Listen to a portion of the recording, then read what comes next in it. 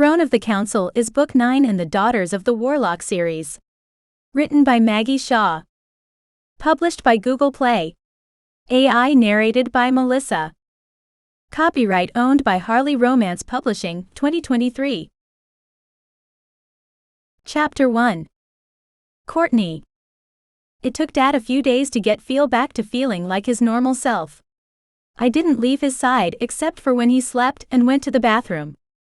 Part of me was insanely scared that I'd wake up and walk out into our living room to see him lying on his back, not breathing. Again. I had nightmares about it every night, waking up with chills, my forehead coated in sweat, my fingers shaking and my heart racing even though I knew it was just a dream. It always took me a moment to catch my breath and get myself under control, but that feeling of relief never lasted long. My mind was pummeled with questions. What if Tavlor and Ava hadn't come? Would he have died? Would I have tried to bring him back and failed? What then? What would have happened? I didn't want to think about it. My mind kept rehashing worst-case scenarios and it wasn't good. I kept trying to remind myself that he was fine, but I couldn't stop the questions, the doubt, that cold prickle of fear no matter how hard I tried. Bella wanted to catch up with us today, I think, Dad said, pulling me out of my reminiscence. I glanced up from the book I'd been trying and failing to read. The sound of his voice reminded me that he was safe, he was okay, and I felt relief swell in my chest once more. Oh yeah? Great. Where? Maggie's Cafe in the Shifter Realm. Dad's smile had more than a touch of pride in it. You like the fact the Shifters are creating their own town? I asked, putting the book on the couch next to me and rising to my feet. My father pulled on his jacket and nodded. Yes, I do. The town is growing. Every time I visit there are more people, more houses, more shops. And the food is excellent. I grabbed my bag and headed towards the door. Yeah, they're thriving thanks to you, Dad. And Bella, of course. But if you hadn't created that realm for them, they wouldn't be safe. I tilted my head to the side, a strange thought occurring. Hey, what happens when you die? His eyes widened and I laughed. Sorry. I didn't mean it like that, although now that I think about it, that wasn't very tactful, was it? I'm sure there was a less morbid way to ask you that. I cleared my throat. I was just wondering though. The council wants to get rid of you, or at least Charity does. I was wondering, what would happen to the Shifter realm if they succeeded? Would all of your magic be undone? Dad frowned, bringing a finger to his chin as he pursed his lips. No, I don't think so. The magic I used was... He stopped talking and frowned once more. I know you've worked hard to build up your magic, but isn't your strength also part of being the High Warlock? I asked, biting my lip. I ran my fingers through my hair, ignoring the bite of pain as I tugged on an unexpected knot. I waited, because my father generally needed a few minutes to think about these things himself. Generally, I blurted the first thing that came to my head, which was usually the wrong thing to say.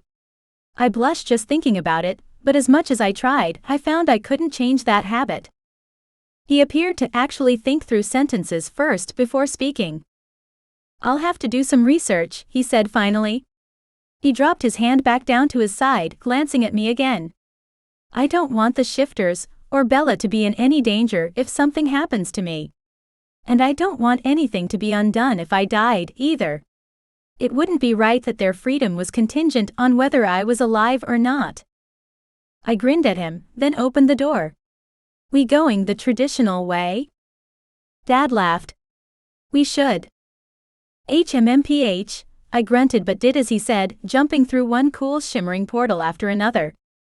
When we finally reached the magical realm, we stepped through the front doors of the council building and into the sunshine. I took a deep breath of fresh air and smiled. How are you feeling today, Dad? He walked beside me down the steps and gestured for me to follow as we walked through the town, towards the Shifter realm entrance. I'm better. You still don't remember anything about where you were, or who dressed you in that god-awful get-up? Dad's nostrils flared at the mention of the sex-slave outfit. I still felt the burn in my eyeballs just thinking about it, and considered taking soap to the sockets to try and scrub that image from my mind. The only silver lining to come from seeing him like that was the fact that he was much more discomfited at the thought of being seen like that than I was, which meant needling him about it was hilarious. He nodded at a woman who'd stopped to stare at him, then shook his head at me. "No. There's nothing." I shrugged, trying to lighten the mood as we walked closer to Bella and Christian. "Not surprising, I guess, since you weren't really you." "Yes, but where did I go?" Dad wondered aloud. I shrugged again. "Beats me." Walking towards us was a warlock with a purple streak in his hair. A thrum of familiarity swept over me, but I wasn't sure if I was imagining things or not. "Is that Oliver?" Dad lifted his hand, waving. "Yes, I believe it is." The gorgeous gay warlock walked straight up to us and gave my father a hug. "Heard you had a bit of trouble with the council. Glad to see you're okay." When Oliver pulled back and turned towards me, his eyes goggled in his head. "Whoa. Courtney. Is that you?" I rolled my eyes theatrically, crossing my arms over my chest and jutting out a hip. Why do people keep saying that? I flipped my hair over my shoulder, the scent of rose shampoo filling my nose. It reminded me I needed to pick up another bottle on the way home today since I was almost out. Wasn't I always this gorgeous? Oliver cackled out a laugh and brushed his hair back from his eyes. "Well, no, darling, you weren't. When I met you, you were comatose, covered in olive green bile and as pale as a water lily. Now." He held out his hand, took mine, and lifted my arm up as though he was going to spin me. "You're to die for." Oliver suddenly dropped my hand, then scowled at the space next to him. "What was that for?" I narrowed my eyes at the air in front of me, a strange ripple-type reflection making my heart leap. "Harry." Oliver gaped at me. "How do you?" The shimmer increased, then shifted, Harry appearing before us once more. He was smiling at me softly, almost as though he didn't want to. "Hello to you both," he said, turning to nod at my father. "Harry, good to see you," Dad said, shaking Harry's hand as though they were the oldest friends. Oliver was looking wild-eyed and as confused as I'd ever seen the warlock. "Why do I feel like I missed something?" he asked. I laughed because it felt nice to be in the sunshine, feeling well, and with people whose company I enjoyed. The heat from the sun's rays scraped my skin in the most pleasant of ways, and it helped me relax. Or maybe that was Harry's influence on me, not that I'd ever admit to such a thing. Dad stepped through the circle, tapping Oliver as he went. "We're on our way to the shifter realm. Come walk with us and I'll tell all." Dad and Oliver sauntered off down the road, whispering like a couple of old ladies. Their heads were bowed towards each other, and my father gesticulated wildly with his hands. I couldn't stop the smile from touching my face as I watched him. My heart swelled with gratitude, and I was suddenly so grateful that he was alive. That he was safe. That nothing had happened to him. I continued to stare after them, shaking my head. They're such an odd couple. Harry chuckled softly, the sound almost musical. "Yes, well, some friendships that are forged in childhood persist." I snorted as we started to walk behind them, at a leisurely pace. I was careful not to accidentally touch him because I didn't trust myself if I touched him, and I didn't want to think about why that was. I wouldn't know. The only childhood friends I ever made were my sisters. Harry fell silent, then finally said, "I'm sorry."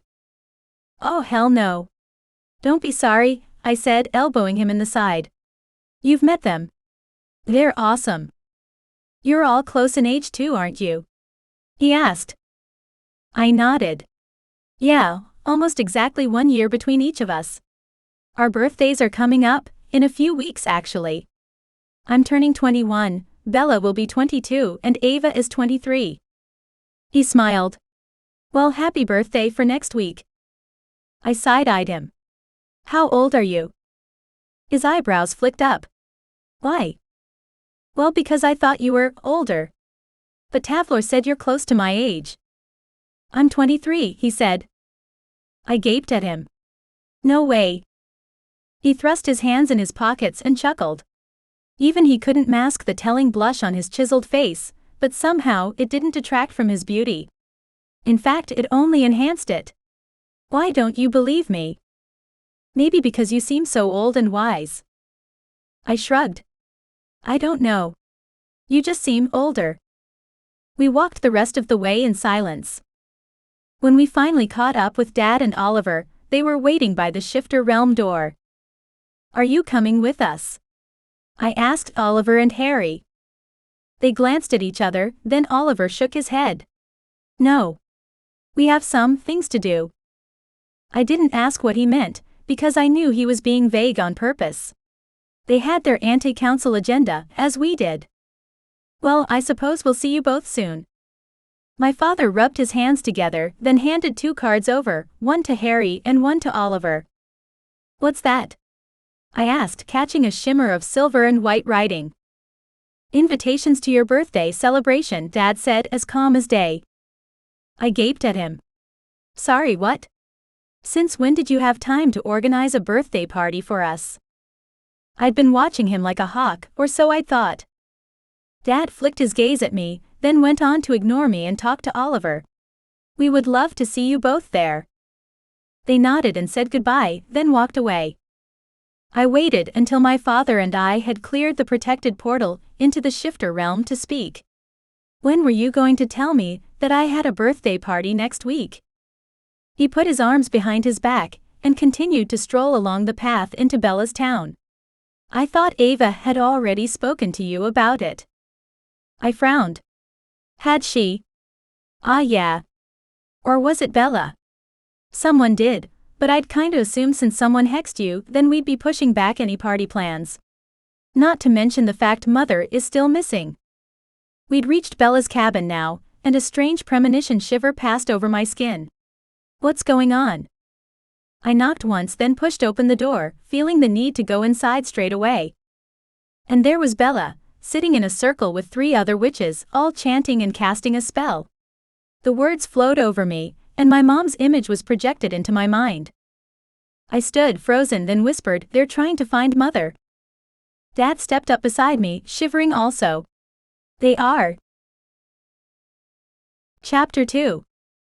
Watching my sister and her coven work their magic was amazing. Their whispered words made me tremble. Part of me wanted to hear what was being said, but another part let the sound wash over me without needing to pick it apart. Should we go in? I whispered to my dad, who shook his head. No. Just watch. His eyes remained focused on the sight before us, and I turned, taking it in as well. The 4 women were sitting on the floor, cross-legged, in a circle. A large book lay in the middle of the circle, covered in greenery, and surrounded by vials of different colored potions. Yellow, green, orange, and blue. It was like some kind of iridescent rainbow. The chanting began to get louder, then a crash sounded, the potion bottles spilling forth, covering the book. The strong scent of lavender and sage, and then something clean, almost medicinal, like alcohol but not quite, caused my nose to twitch uncomfortably. No, there wasn't a book there any longer. It was a map. It was a location spell. My eyes widened and my body leaned forward on its own accord. I wanted to get closer, to actually see the map itself, but my father reached out and placed a gentle hand on my wrist, preventing me from doing just that. The women all had their eyes closed and were holding hands, their arms shaking with the power of the spell. Then, whoomph, the spell exploded in the small room, knocking all 4 women to their backs on the rug. Dad wrapped an arm around me, throwing up a protection spell, which felt like a solid shield in front of me. Bella groaned and rolled to her feet. I should have put down a thicker rug. Sorry, everyone. The other girls did a combination of moaning and laughing as they, too, pushed to get up. I rushed over to my sister. Bella. Bella twisted around with shock written all over her face. Obviously, she hadn't realized I was there. When did you get here? She asked, her voice nearly as sharp as a yelp. I laughed. Yep, she definitely hadn't realized we were there. The look on her face was priceless. At least I knew I had it in me to sneak up on even my sister if I needed to. About 5 minutes ago, I replied. Bella grinned as she held up her finger. One sec. Let me check if it worked.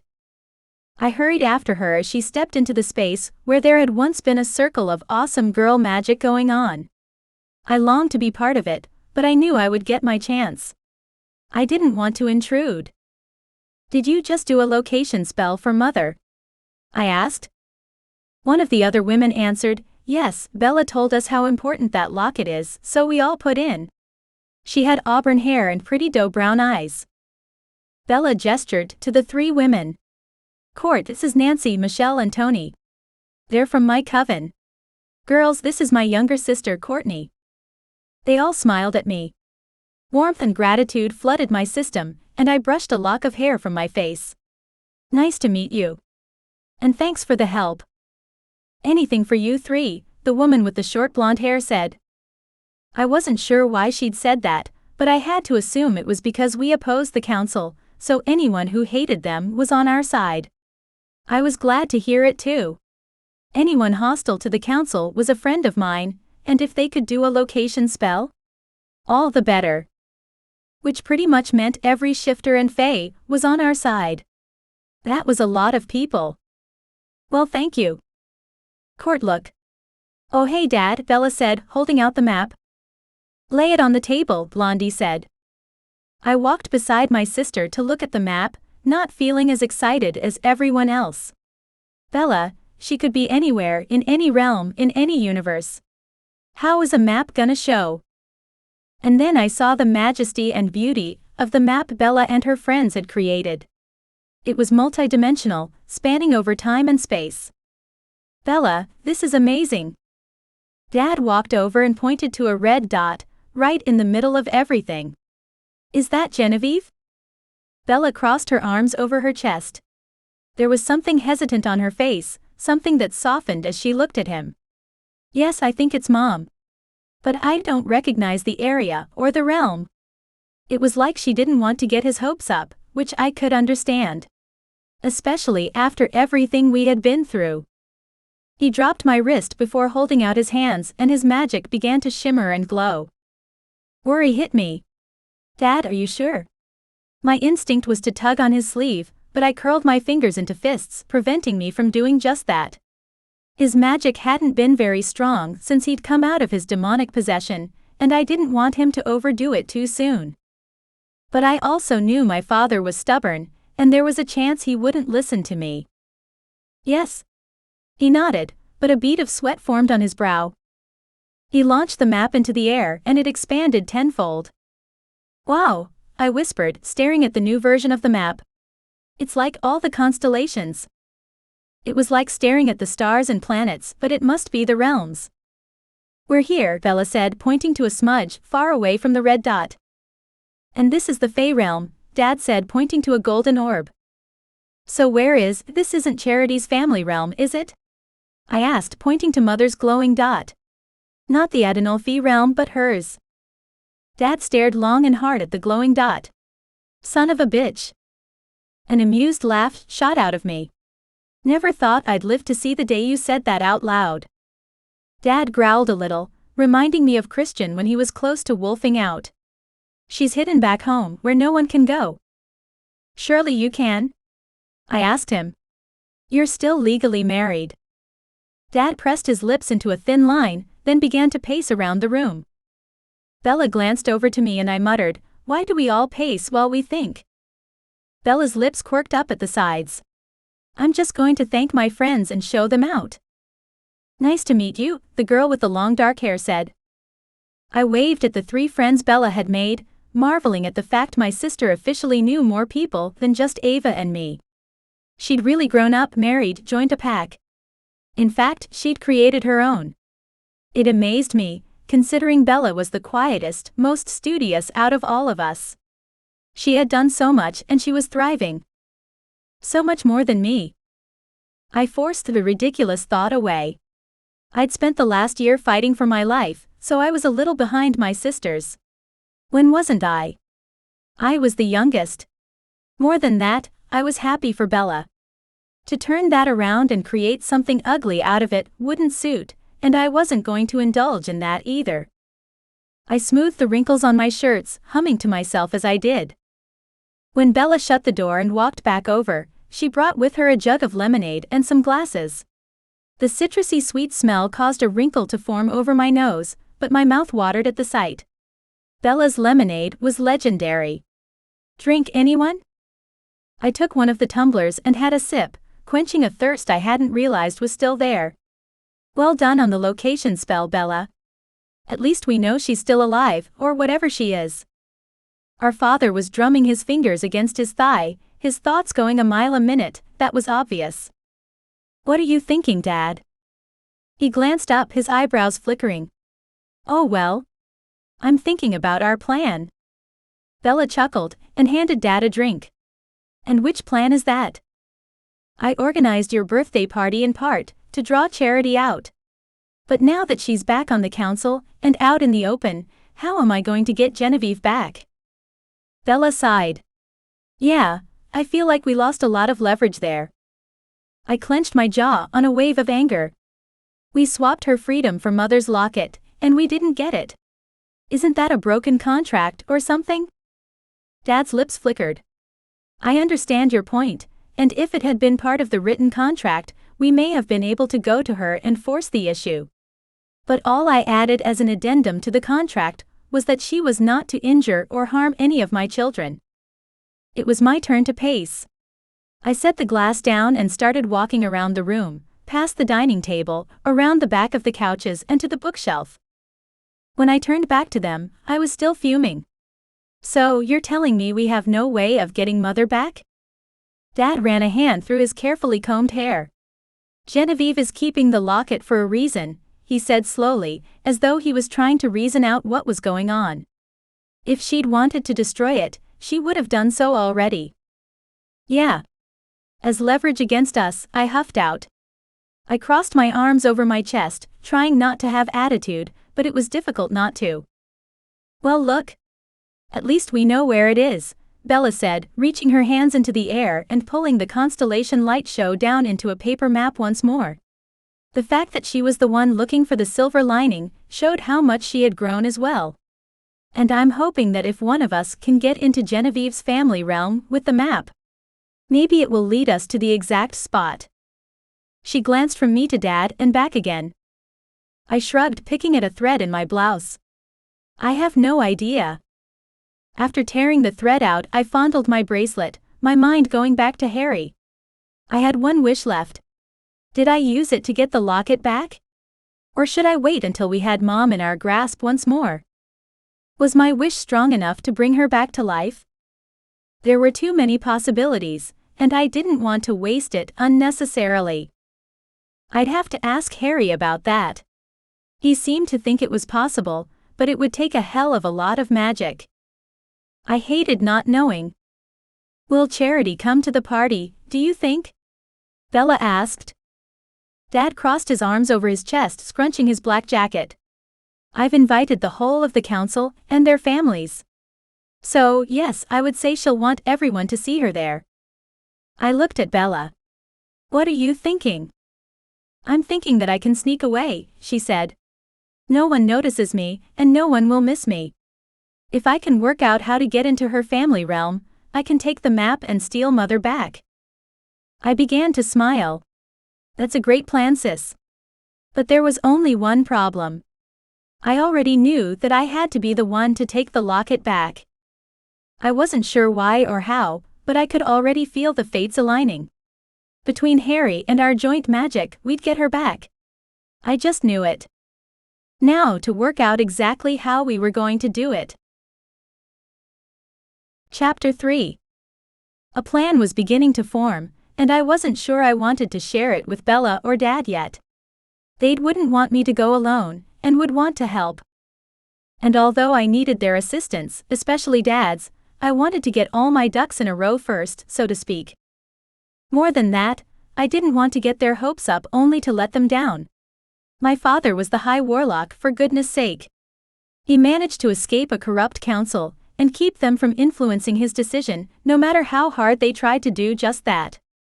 On top of that, Bella had her own coven that performed a location spell and found the locket we'd been looking for. I might have a plan, but what if I messed it all up? I didn't want that, especially in comparison to them. I had to make sure this would work, and then I would let them know my thoughts. Bella had put on a lunch for us, and we all sat around on the couches now with full stomachs and time to chat. I looked at Dad. Tell us more about this party you've organized on our behalf. Because I was curious, and I liked a good party. He grimaced. It's a joint birthday party for all three of you, of course. He said it like it was obvious, like this was something fathers did, even those who didn't know about their children until a year ago. I grinned at him, noting his discomfort and wanting to help guide him in the conversation. Where is it? Hampstead Hall. I glanced over at Bella, who smiled softly. It's a beautiful big estate about 15 minutes from here, outside the main city streets. Oh, so it's in the magical realm? Not a private realm, or in the council building? Dad nodded. I've invited everyone. All of Ava's Fae friends and family. Bella's pack. So the party had to be on as neutral a ground as possible. Who owns the estate? I asked, glancing from our father to Bella. Surely, a big beautiful home like that would be owned by someone important. Dad smiled. Ah. I do actually. You own a large estate not far from here and we don't live there. I gaped at him. Dad shrugged. I don't really think about it, to be honest, he murmured. It's been in my family for a long time, and is very much a home for a large family. I never wanted to live there with Charity, and we had no children. So it's just sat deserted. He let his voice trail off, and a pang of sadness hit my heart. His own melancholy made me want to jump in and make him feel better. It wasn't like him to emote so openly, and I appreciated the fact that he didn't try and hide that from us. It was nice to know even someone as strong as he could also be vulnerable. You have kids now, Dad? 3 of us. And a grandchild. We should definitely be living in a huge house. Not that tiny apartment. Dad's eyes shimmered with unshed tears, and Bella put a hand out to touch his arm. What's wrong, Dad? She asked. He glanced away for a moment, composed himself, then looked back at us. When I booked the party a few weeks ago, and the estate became the obvious choice, I realized that I'd been waiting for the right time to move into the home, but I didn't want to get my hopes up, and I certainly didn't want you to feel obligated to live there. I never wanted you to feel like I was trying to tell you what to do, since I didn't have that right. At least not yet. My eyes met Bella's as the penny dropped. You were waiting until we had Mom back, weren't you? He nodded. It's silly, I know. He lifted a shoulder. But Genevieve always loved that house. We'd walk past it sometimes and talk about living there. His voice trailed off again, but this time it seemed more wistful than anything. I was struck with how tragic my parents' love story truly was. So much time lost. So many possibilities gone. Until now. Well, I can't wait to see it. I said a little too loudly, hoping he'd pick up on my enthusiasm and believe what I had to say. What are we supposed to wear? Bella asked with a grimace at the prospect of worrying about clothes. How fancy is it? Dad's eyebrows rose a little. It's the birthday of the 3 daughters of the High Warlock. I laughed. It's fancy. I'll have to sharpen my magic skills and get something cooked up. We went on chatting about the menu, but in the back of my mind, a plan was forming. I had to talk to Harry, then I'd approach Dad and my sisters. When my father and I left Bella's, he looked at me and said, I need to speak to Oliver about that subject we spoke of this morning. I glanced back at the secret entrance to the shifter realm. Oh, about your magic. I gestured vaguely at the realm, and Dad nodded. I remembered the tactless question I asked, what would happen to the realm if he died? I was glad he sought out the information, but my gut clenched. Part of me didn't want to think about my father dying. I had only gotten him into my life a year ago, after not having him at all. I didn't want to lose him too. Yes. Well, I have to speak to Harry about a few things, so do you think I should come with you? Would they be together still? I asked, pressing my 2 index fingers together. Dad shrugged. Only one way to find out. He did a funny little bow, with his arm out in front of himself. I giggled at his strange move and walked in the direction of Oliver's old shop. There was a floral scent in the air, something that reminded me of spring coming. I was ready for sunshine and freshly mowed grass and even rain to cleanse the earth and to dance in. Maybe after figuring everything out with my mother, the council, and whatever else popped up unexpectedly, I might actually be able to enjoy it too. How are you doing, Dad? You know, without the necklace? My throat tightened at the mention of our lost mother, but I felt that I had to ask while it was just us. I wanted to give him the opportunity to speak freely if he needed it. He stuffed both hands into his coat pockets. I'm not enjoying it, he said honestly. I'd been alone for so long in every way. You'd think it would be okay to go back to how I'd been before Ava gave me the necklace. I glanced up at his face as we continued to navigate the streets to Oliver's shop. Not so easy? Dad shook his head. No. I don't think I ever really knew how much I loved Genevieve until the moment I put that necklace on. There had been times of intense pain after she left. Then every time she came back to visit then disappeared again, I'd feel the same hurt. But I always pushed it away, knowing that the good of the realm, of my family's legacy, was more important than your happiness. He didn't say anything, but I knew. 21 years of never meeting his daughters was answer enough. Well, Dad, if things go the way we're planning, you and Mother can live out your life in your big house filled with grandkids, and us of course. He smiled. Half Fae, half shifter grandkids, he said, shaking his head. I'll definitely be the most interesting one on the council. I outright laughed at that one. Yeah, you will be. That's definitely one way to look at it. My father's eyes lit up as his gaze slid over to mine. How about you, baby girl? What sort of grandkids are you going to fill the house with? I gaped at him, then rolled my eyes. Dad. The truth was, having children wasn't something I had even considered at any point in my life. And now I wouldn't let myself consider the possibility, not when there were still threats to my family. How could I bring a child into the world, knowing it was threatened simply for being my child? He chuckled away, then coughed to clear his throat. You and Harry seem to be getting along well. Oh no, you don't. I scoffed. I am not going to be the only one of my sisters to marry a Warlock, and a council brat at that. Dad tilted his head to the side. Aren't we pair? You turn your back on love because it's what everyone else wants you to do, and I did the opposite. What love? Come to check out the repairs? Oliver crowed, walking out the front of his shop. I glanced towards his voice, noticing for the first time that we'd reached our destination. Yes, Dad said to Oliver. You've done a fine job. I looked at the front of the shop, where the new glass had been painted and repaired. The shop looked similar to before, but better and brighter. It's lovely, Oliver, I said. I would have thought it would have been a quick fix with someone as powerful as you.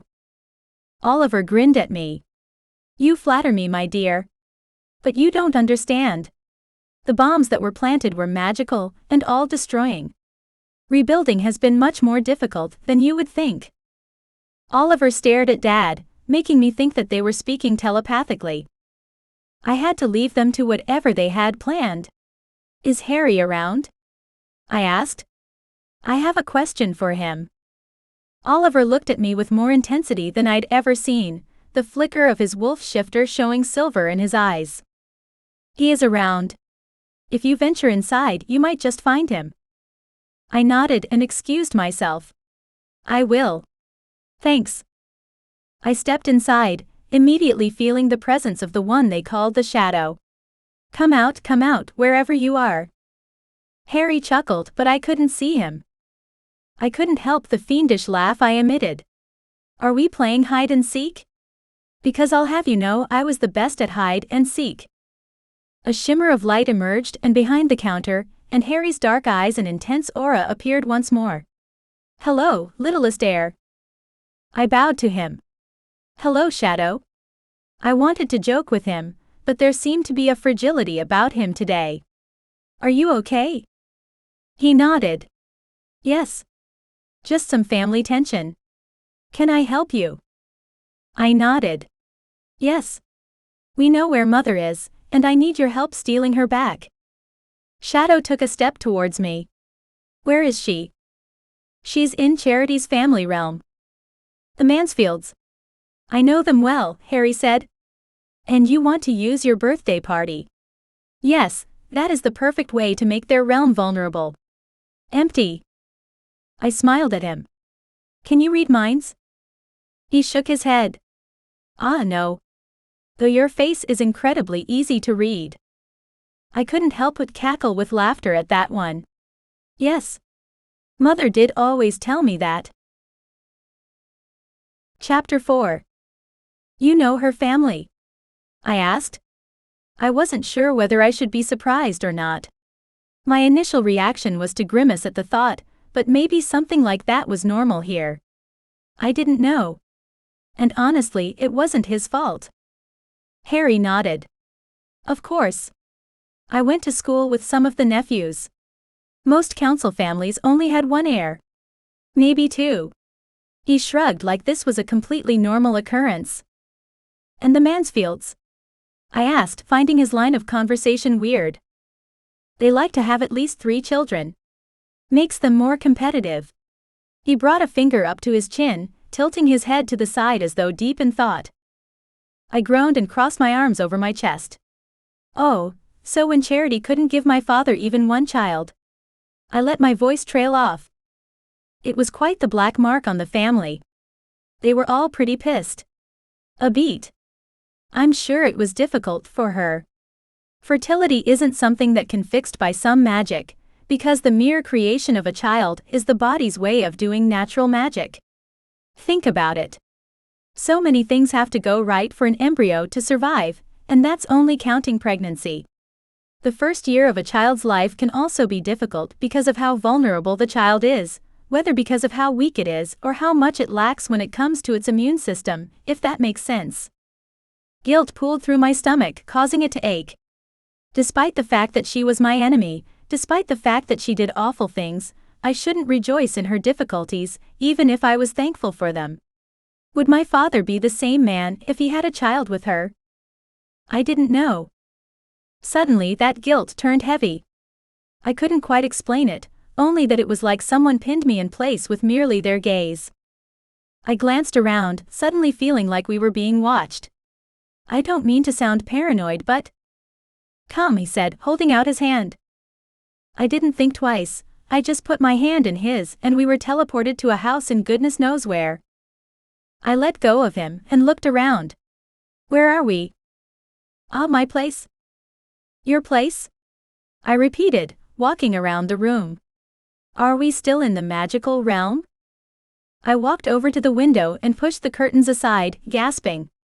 The view out the window was of a simple field, but it tore at my heart. The window was cool against my fingertips, revealing just how nice it was outside. The realm I grew up in had the same view out the window. Grass everywhere. I shook my head. Was I remembering things correctly? Could such a thing be possible? I turned to look at Harry, who had walked over to the small kitchen and was making some drinks. I needed some kind of explanation, and hoped he would give me one. Everything was neat and tidy. Clean but basic. There were books everywhere, on the bookshelf, piled on the coffee table and even on the kitchen counter. The scent of freshly cut grass lingered in the walls, like it was a common occurrence here, but there was a subtle hint of a citrusy scent as well, like someone spent a lot of time keeping this place clean. Harry smiled at me. Sorry. I don't have guests here very often. When did you last have someone here? I asked, looking around. There wasn't a photo, a picture, a cushion, nothing personal, and yet I felt like Harry had been here for a long time. I haven't, he said. I accepted the drink he offered me and took a sip, enjoying the sweetness of the beverage. So why am I here? He shrugged. I'm watched and followed, which is why I usually walk around the magical realm invisible. You're making that difficult since I want to talk to you, so I brought you here to discuss whatever plan you have. We sat down on the leather couches, and I crossed my legs, feeling the strangest sensation in my chest. A tightness that told me to ask more questions about Harry. "How long have you been living here?" He shrugged. "I don't know." "Yes, you do." I glanced around, feeling uncomfortable again. "You moved here after my whole poisoning thing, didn't you?" He smiled. "Yeah, I did." "And you've been here alone?" He nodded and met my gaze. There, behind his gorgeous dark eyes, I saw the truth of how lonely he'd been. And how sorry he still was. I coughed to clear my throat, ignoring the way my gut churned. This time it wasn't with guilt. Rather, I wanted to take him into my arms and hug him, to tell him it was okay, and that he didn't have to keep doing this to himself. But there was no way I would hug him. That was too much, too bold. "I forgive you, you know," I forced myself to say, ignoring how strained my voice was. "You don't owe me anything anymore." I wasn't surprised when I realized just how much I meant the words. And I hoped he knew how much I meant them. He shifted on his seat. "I appreciate you saying that, Courtney. But..." He shook his head, like he wasn't going to bother finishing that sentence. "No buts. You got my dad back for me. A life for a life. You're done. We're square." I paused. "I don't think you realize just what that means to me, having my father back in my life. A chance to know him."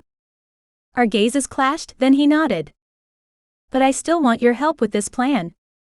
He nodded. "Of course. But I'll owe you then. No idea what I can do for you, when your magic is so strong." Harry shook his head fervently. "No way. Once we have your mom back, I might consider calling it even. The debt is still heavily on my side." I didn't want to fight with him, especially not when he was being so nice. "Okay, well, we only have a week to work out all the details. How do we get into the Mansfield's realm? And how do I disappear from my own birthday party long enough to do what we need to do?" Harry got up and walked to his bookshelf. "We need a cloning spell, I think. We could make 2 of you, and have the clone just flit around the party eating and chatting while we go and rescue your mom." He was bloody brilliant. There was no 2 ways about it. Wow. I didn't even know you could do that." Harry ran his fingers over the spines of the books, obviously looking for something specific. "Well, we're not meant to.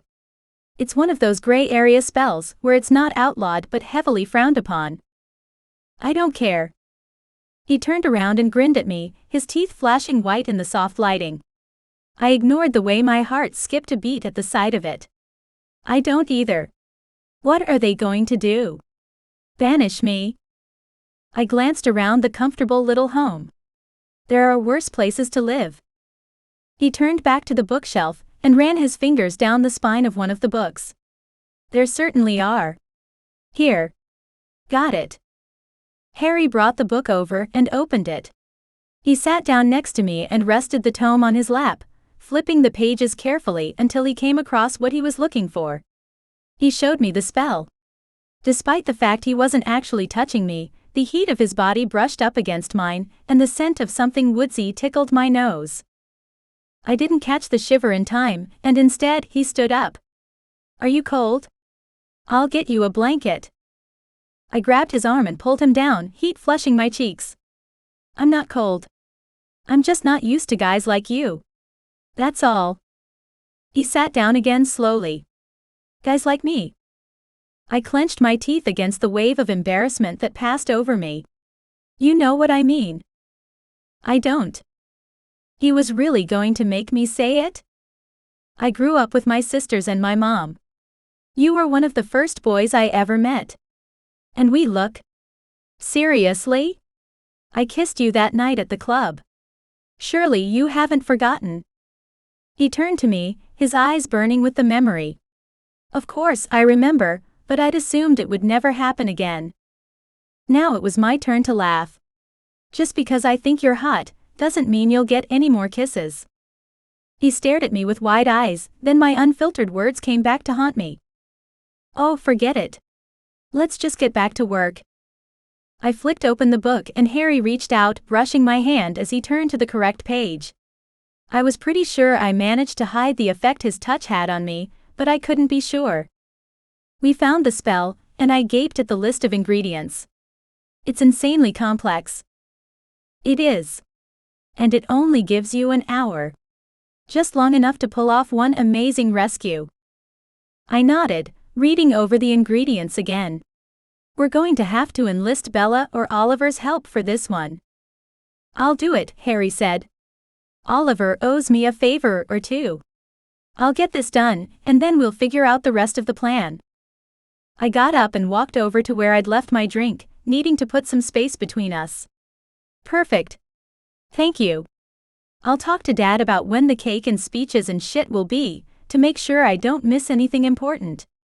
Speaking of which, how good is this clone gonna be? Will my sisters know the difference? Harry shook his head. According to the people I know who have done it, the clone is an exact copy of you.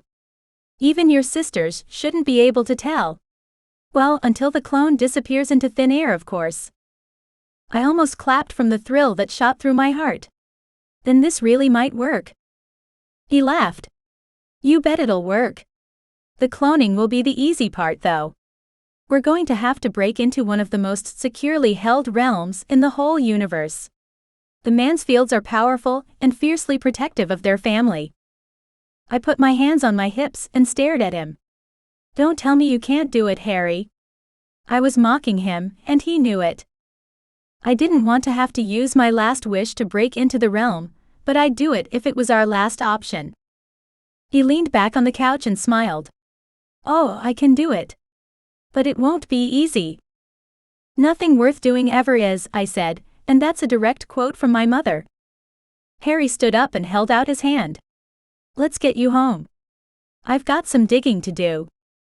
I put my hand in his, feeling the shivers of awareness shoot through me. And I've got a party to get ready for. Chapter 5. If it was possible for someone to be mad enough to have steam puffing out their ears, I'd say my dad was almost there. I didn't think I'd ever seen him so emotive before. Usually he had a calm, impassive look on his face, even if he had an opinion on something or felt passionately. He was the perfect example of maintain control over excessive feelings, something my sisters and I didn't inherit from him, except perhaps Bella. But now, I could read him, the way I could read one of the heavy tomes in Bella's library. No. You can't. My father's look of horror filled his eyes, and opened his mouth the widest I'd ever seen it go. He somehow got even more red, something I thought had been impossible. Of course I can, I said, flicking my hair over my shoulder. And Harry's going to help me. Dad rolled his eyes heavenward. Of course he is, he muttered under his breath. I didn't miss the sardonic lilt of his voice, or the way he growled either. I sniggered. Did you just growl? I asked, giving him another stare. I blinked, wanting to make sure this was my actual father and not some sort of imposter. Yes. Look, Courtney. He pinched the bridge of his nose between his fingers. I could tell he was trying to maintain his patience, but it didn't look like it was working well. He was ramping up for another run at talking me out of this, and I wasn't having it. Before he could get a word in, I plowed ahead. Dad, we don't have any other cards to play. Charity has Mom, and she has her life back. Her freedom, her place on the council. We have nothing to barter. Dad's lips pulled tight into two thin lines. That doesn't mean you should put yourself on the line like that. I tilted my head to the side. Well, maybe the clone could go instead of me. Then if something happened, she'd just disappear and there would be no evidence I was ever there. My dad's eyes lit up. Now that is a great idea. It was, but somehow it didn't sit right. But what if the clone screws things up? Or doesn't get the necklace? Or runs out of time and disappears just as she was getting it? My father crossed his arms over his chest and grinned at me. Then Harry will be there to get it home. Assuming he isn't also cloning himself. The fact that my father knew how to use sarcasm surprised and bothered me. Unless it wasn't sarcasm. I frowned when I realized this wasn't a dad joke, and he actually meant the question. No. I don't think so. Harry had incredible magic, defensive and invisibility magic. Surely he'd survive in a hostile environment better than me. Or was I making an ignorant assumption again? Speaking of hostile environments, how are the party plans going? I asked quickly. He gave me a long look, as though he wanted me to know he knew I was changing the subject. Luckily, he went with it instead of trying to fight me on it. Good. His voice was tight, but at least we weren't arguing again. The food's organized, I have people cleaning up the old estate. Everything will be ready for your birthday. Speaking of birthdays, yours is tomorrow, yes? I paused a moment to calculate the dates before my eyes went wide, and I nodded. I couldn't believe I'd lost track of time. I never did that, especially when it came to my own birthday. But apparently, I was distracted. Yeah, we're only a few days apart. Me 2 days later, Ava, then Bella a day after that. 3 birthdays in 5 days. My dad shook his head. Must have been a busy week in your household. I couldn't help the happy tears that sprung to my eyes, nor the laugh that burst from me at the memories. I held back on how Mom must have planned it that way because the last thing I wanted to think about was my parents having sex, so I focused on those memories instead. Yeah. Mom was pretty strict for most of the year. But our birthday week was the best. We got presents on the hour, our favorite foods whenever we wanted, and we didn't have to practice magic. No lessons. Dad walked over to the bookshelf and took down a large thin box. Sounds like a vacation. Oh, to us it was. Our birthday week was better than a vacation. To us, it had been heavenly. I'd have to plan a time in the next few days with my sisters where we could exchange gifts and eat all our childhood foods. Dad walked back to me where I was sitting on the couch with the box he'd taken off the bookshelf, and held it out to me. I stared at him, confused. What's this? It's for your birthday, he said almost sheepishly. It's a gift. For you to wear to the party. If you want. You don't have to, of course. I took the box from him, shocked. I gave him a long look. Once again, I could read him easily, and suddenly I realized why. He trusted me with his feelings. He didn't have to be the high warlock with me. He could just be my father. And that was more important than any gift he gave me. Although, looking at the outfit, this was exceptional. Thank you, Dad. This is so lovely of you. I wasn't sure what would be appropriate. Money. An apartment. His voice trailed off and he looked away. I grinned at him as I opened the box. That's a bit lavish, I murmured. Wow, Dad. This is beautiful. My hand moved over the necklace and earring set. Diamonds, rubies, emeralds, and sapphires. They glimmered under the light, an entrancing array of colors. It's like a rainbow. The stones were cold to the touch, and my fingers itched to pick the necklace up.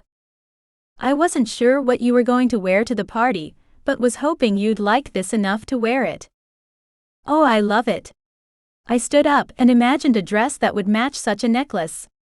Silver. No, black. I clicked my fingers and magicked up a long fitted strapless black dress. Let's see how it goes. Dad took the necklace from me and moved behind me to clip it on. This was a piece from our family collection. I wanted you to have an antique, but there was only one like this. The colors were so vibrant, so enchanting. Like you. His words made me misty-eyed, but I blinked them away. I love that this is a family heirloom. Makes me feel like I belong. Finally. He picked up the earrings, pretty thin dangly chains of gemstones. You'll need to put these on yourself. I took them from him, and walked over to my bedroom where there was a long full-length mirror against one of the walls. When I saw myself, I stopped. My hair was still in the messy bun I'd pulled it up into this morning, but coupled with the sleek beautiful dress and the stunning priceless jewelry, I looked beautiful, Dad said quietly into the room. Yes, beautiful. It was difficult for me to wrap my head around the word, but as I looked at myself, as I saw my reflection, I realized I was beautiful, and that wasn't something I should be ashamed of. I slid my earrings into my ears and twirled around in my dress, grinning. I think I'm ready for the party. You certainly are. My father gave me a curt nod, but there was a warmth on his face I reveled in. I turned around to look at my father, leaning against the door frame. He was so young still. Healthy. Vital. I missed you, I burst out. No context whatsoever. Hopefully, he would understand what I meant. Having to explain myself would make everything harder and detract from the moment. His eyebrows shot up and he stood straighter. When exactly? He asked curiously. I shrugged, not wanting to make a big deal out of this, but needing to say it at the same time. I needed him to hear it. I needed him to know the truth. Always. Because that was true. It was a fact. I wanted a father more than anything. I didn't tell Mother that, of course. Or Ava. She was the one who was always fighting with Mom about finding you.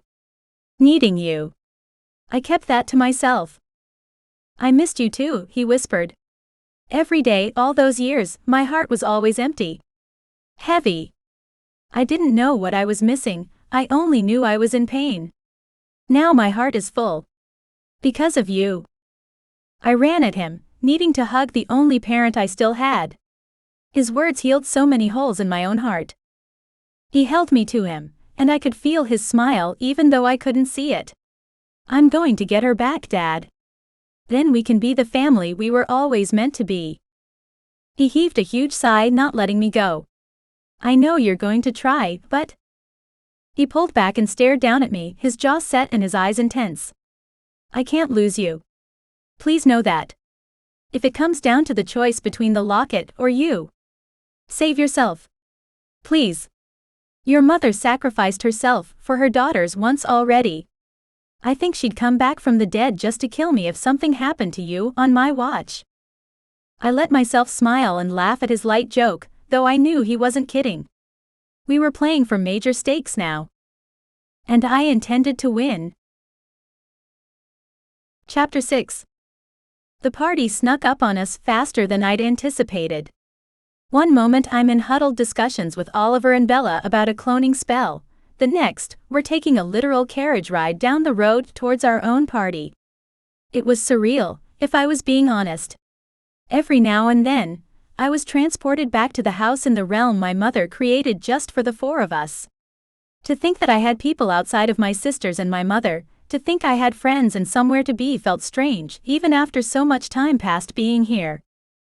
Dad, isn't this a bit much?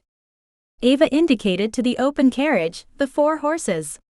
The fact we were sitting facing one another in the most beautiful dresses I'd ever seen made it even more over the top. Her lips curved into a cross between a grimace and a frown. If I didn't agree with her on this point, I would have laughed. I looked towards our father, the most powerful warlock in all the land, waiting for his response. He smiled at his eldest daughter, though his face was still solemn. No, he said, brokering no room for argument. This is the first real birthday I've gotten to spend with all of you. That's over 60 birthday parties I have to make up for, and I plan to do so at every opportunity, starting with this one. I snorted out a giggle, diffusing the serious moment. That's a lot of food. Ava and Bella were also wearing family heirlooms my father had given them for their birthday. They weren't as beautiful as my necklace and earrings, but suited my sisters to a T. Ava had been given a gorgeous diamond bracelet that sparkled like the moon. Bella's necklace was simple. Elegant. A long gold chain with a single tear-shaped diamond hanging from the end. We all looked like princesses, with our ball gowns and jewels. And in a way, we were. Are we almost there? I asked Dad, whom I was sitting next to. I had butterflies in my stomach the size of elephants, and I'd barely eaten all day. Tonight, I'd steal back Mother's locket, and we could move ahead with Dad's plan to get her back once more. He nodded, lifting his hand to point up ahead. Yes, we're already on the street. It's the last house on the end. My sisters turned in their seats to see the house as we approached. I covered my mouth with my hand so I didn't gasp too loudly. Dad, that is not a house. And to call it as such was an insult to its size and beauty. He smiled a little smugly. It is in our family. The mansion about which he so calmly referred was the biggest house I'd ever seen. Granted, that wasn't saying too much, considering I had been raised in a comfortable yet humble home that suited a family of 4. But there weren't any other houses in that realm, and when we came here, it wasn't like I was able to travel much. I didn't have a lot to go on. Regardless, I was confident when I believed it was the biggest. And the grandest. Are you sure that there isn't a king or queen living there? I asked, gulping at the sheer magnificence of the property. The large gardens, the manicured roses and lawns. The fresh scent of recently cut grass tickled my nose, and the sky was clear and smelled the way it did just after a cleansing rain. I sighed in contentment. No. It's ours, Court. Our families. The words made me gulp just as much as the house did. I blinked, my mouth dropping open. Certainly, I hadn't heard him right.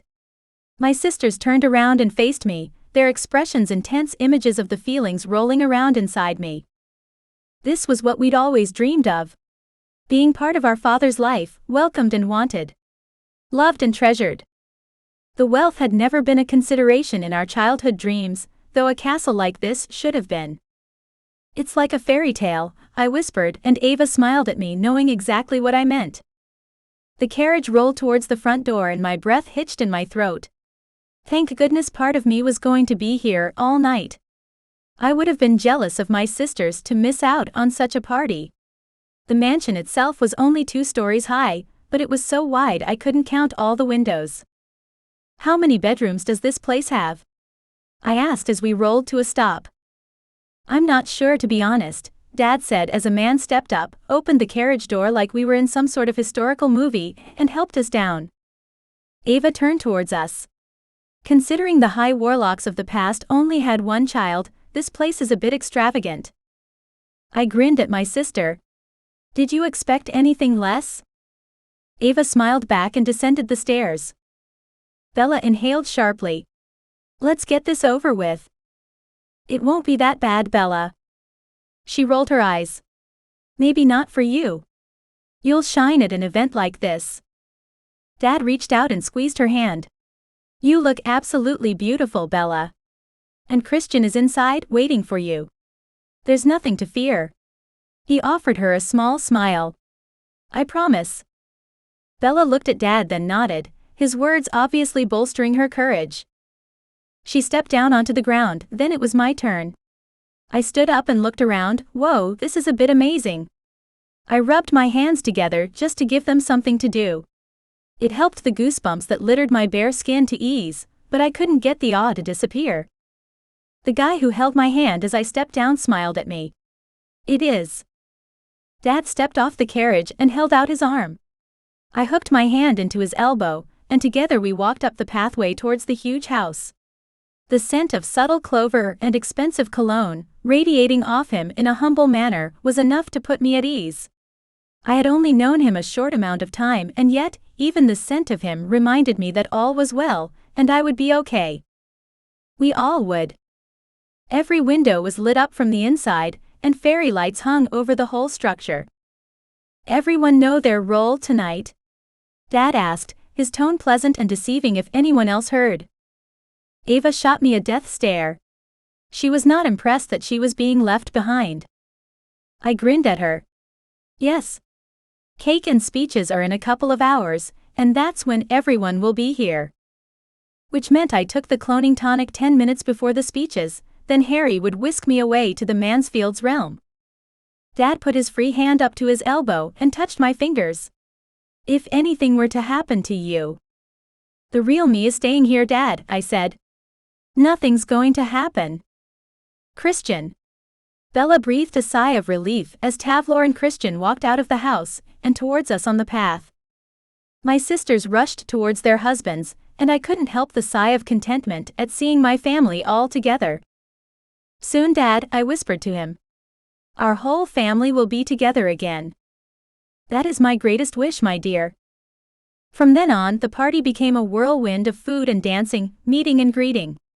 There was a low, consistent murmur rippling across the room, which meant there was never a moment of silence, something I found myself grateful for. The food smelled divine, filled with exotic spices, grilled vegetables, and juicy fruits. Even the scent of freshly made bread caused my mouth to water.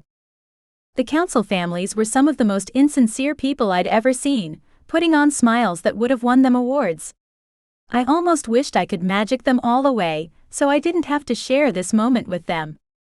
But I refused to let them get to me, to ruin this. Especially when Charity walked up to us, dressed in a spectacularly tight red dress, cooing, "Oh, happy birthday, darlings," like nothing had happened. Like she hadn't done the worst thing she could have possibly done to us. I handed her a glass of wine and sent her on her way. I wasn't in the mood for her shit right now. Was she drunk? I asked my father, who hadn't left my side all night. He looked at me with something close to concern written on his face. She appeared to be, but don't believe it for a second. She'd never walk into an enemy camp with anything less than her wits about her. Bella was talking to one of her wolf shifter friends, and I gestured for her to come over. She smiled at her friend and hurried over. "What's wrong? Can you check on the locket? Make sure it's still where we think it is." Bella didn't bother asking why, she just nodded and hurried off to one of the many free rooms on this floor. "What are you thinking?" Dad asked. I frowned in Charity's direction, then said, "What if she moved the locket or brought it with her for safekeeping? We need to make sure it's still in her family realm before I take off." Dad took out his pocket watch and nodded. "Good idea. We only have about 30 minutes until the speeches begin." I couldn't help the grin that surfaced, nor the joking words that came out. Did you ever think you'd be giving a birthday speech for 3 daughters you never knew existed? Dad stared at me for a moment, his eyes dark and full of emotion. Then he smiled. "I would never have dared to wish for something so wonderful, Courtney." I would have hugged him at that point, but Bella came bustling up to me, cutting me off from doing just that. "It's still there," she said breathlessly. "But you really need the map with you. So here." Bella went to hand me her large purple bag, and I took it without hesitation. "Could you make it match my outfit?" I asked, then laughed at her horrified expression. Clearly, she still needed to know when I was joking and when I was being serious. Otherwise, I'm going to look out of place. We don't want anyone to suspect anything. I cocked my head to the side, hoping that bit of logic would make sense to someone as rational as she was. "Oh, of course." She nodded, then spoke an incantation, transforming her bag into a black clutch-style purse. "Thank you," I said, taking the bag in my hand. The smooth material felt like velvet. A strange breeze passed over my neck, a whisper. Harry was here. "I'm really worried about this plan, Court," Bella said, chewing on her bottom lip. She glanced around the room, making sure her eyes didn't linger in any one place for too long. Her fingers kept fidgeting with her dress, and I reached out to stop her from making it look so obvious that she was worried about something. I tilted my head at her, giving her hand a gentle, reassuring squeeze before releasing it.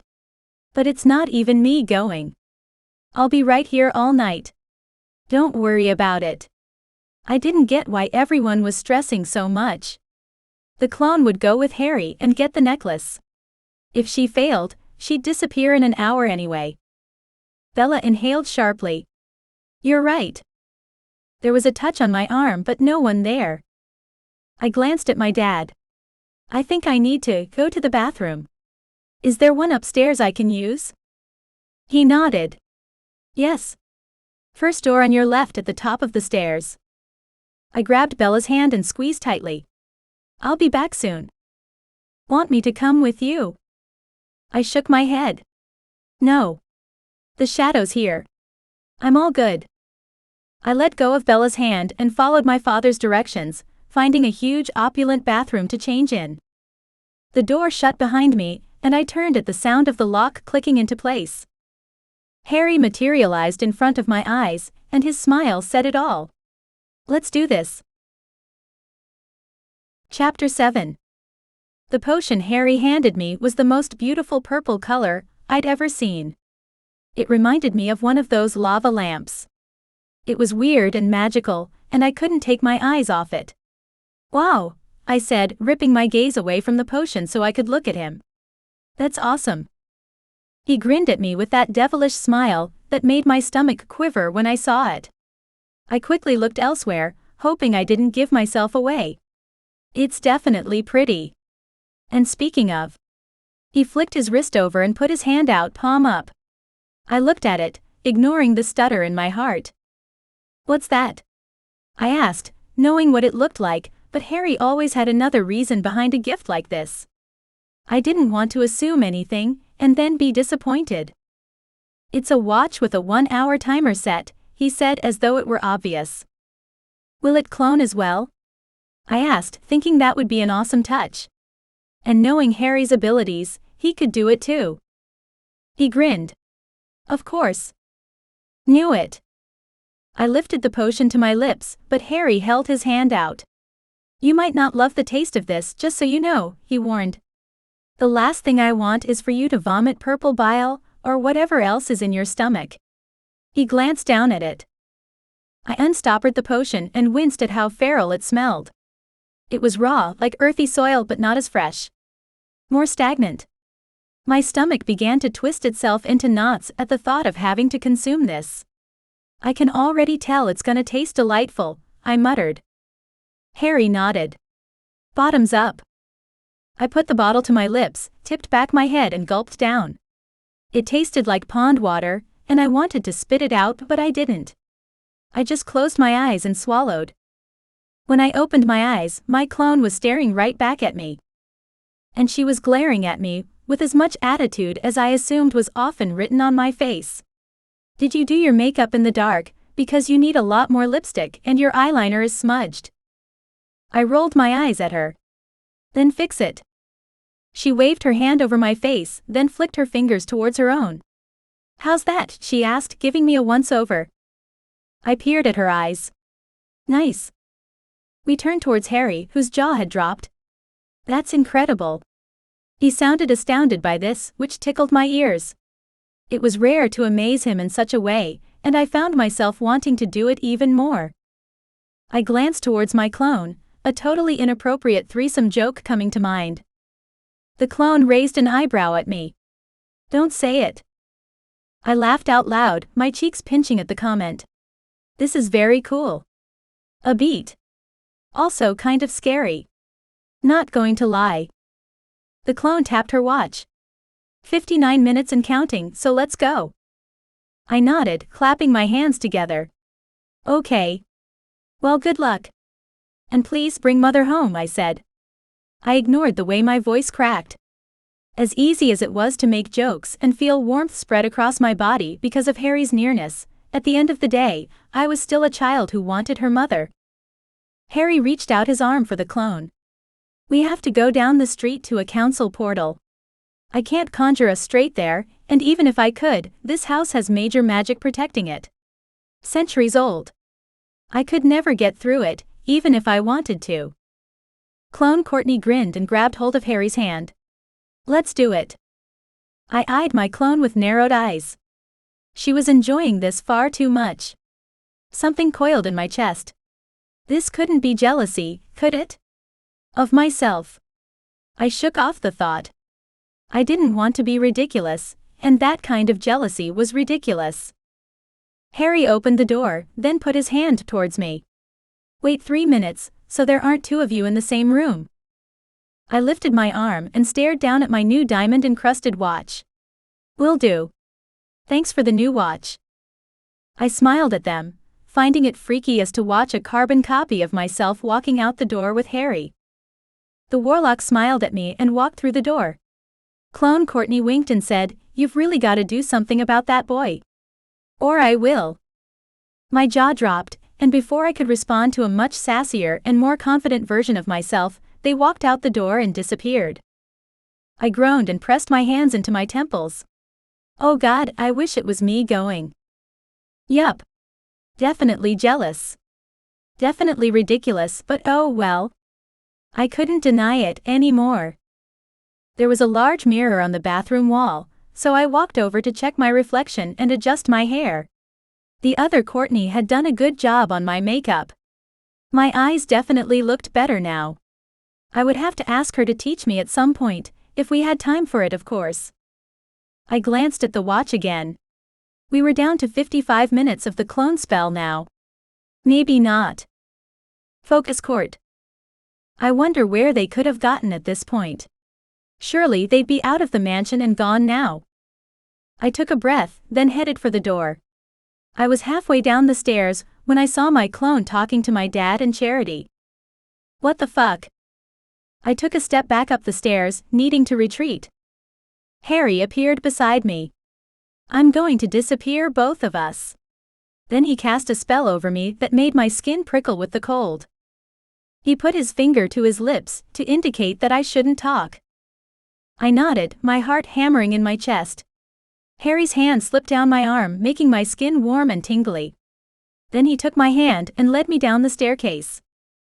We slipped around a group standing at the bottom of the stairs, then he tugged me towards the door. I cast my gaze back to my clone.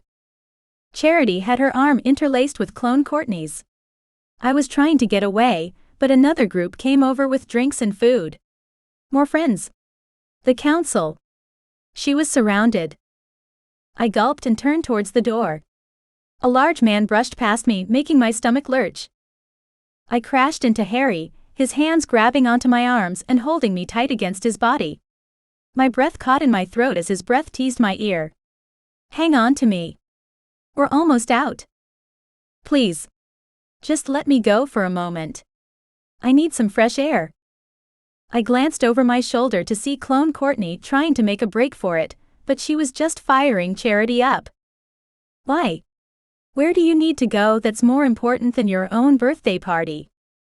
Harry hurried me out the front door and along the path, his hand pressed against the small of my back. I tried to ignore the buzzing sensation it gave me. This wasn't the time or the place. Tavlor was standing by the fence, and Harry let go of the invisibility spell so we could talk to him. What are you two doing out here? Go, go, Tavlor said, flicking his head towards the road. His voice was urgent, brokering no room for argument. Not that we would. But I'm not the clone, I told my brother-in-law. I would never admit it, but it bothered me a little that he couldn't tell. Tavlor's eyes widened. Then where is she?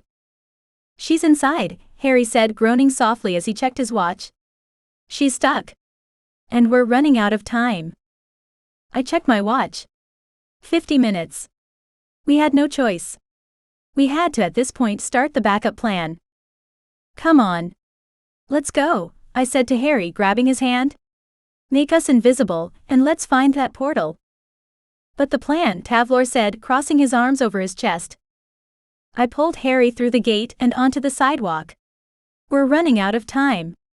Make sure the clone doesn't disappear in front of everyone, and I'll be back soon.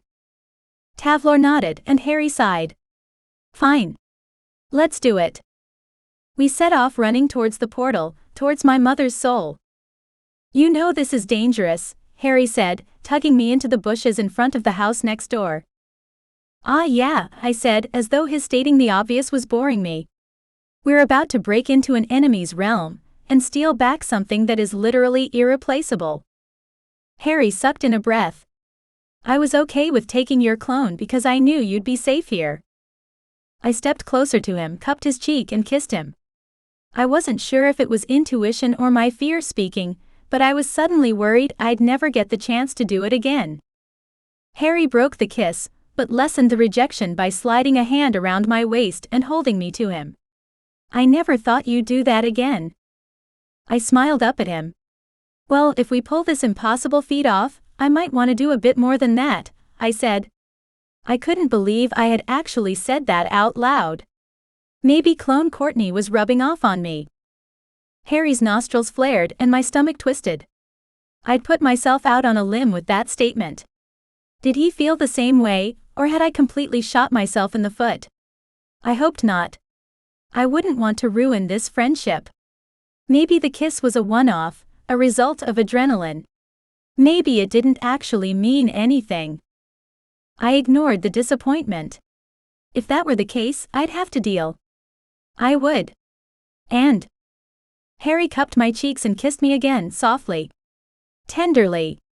I was too paralyzed to respond until he'd already pulled away. He gave me a long, lingering look.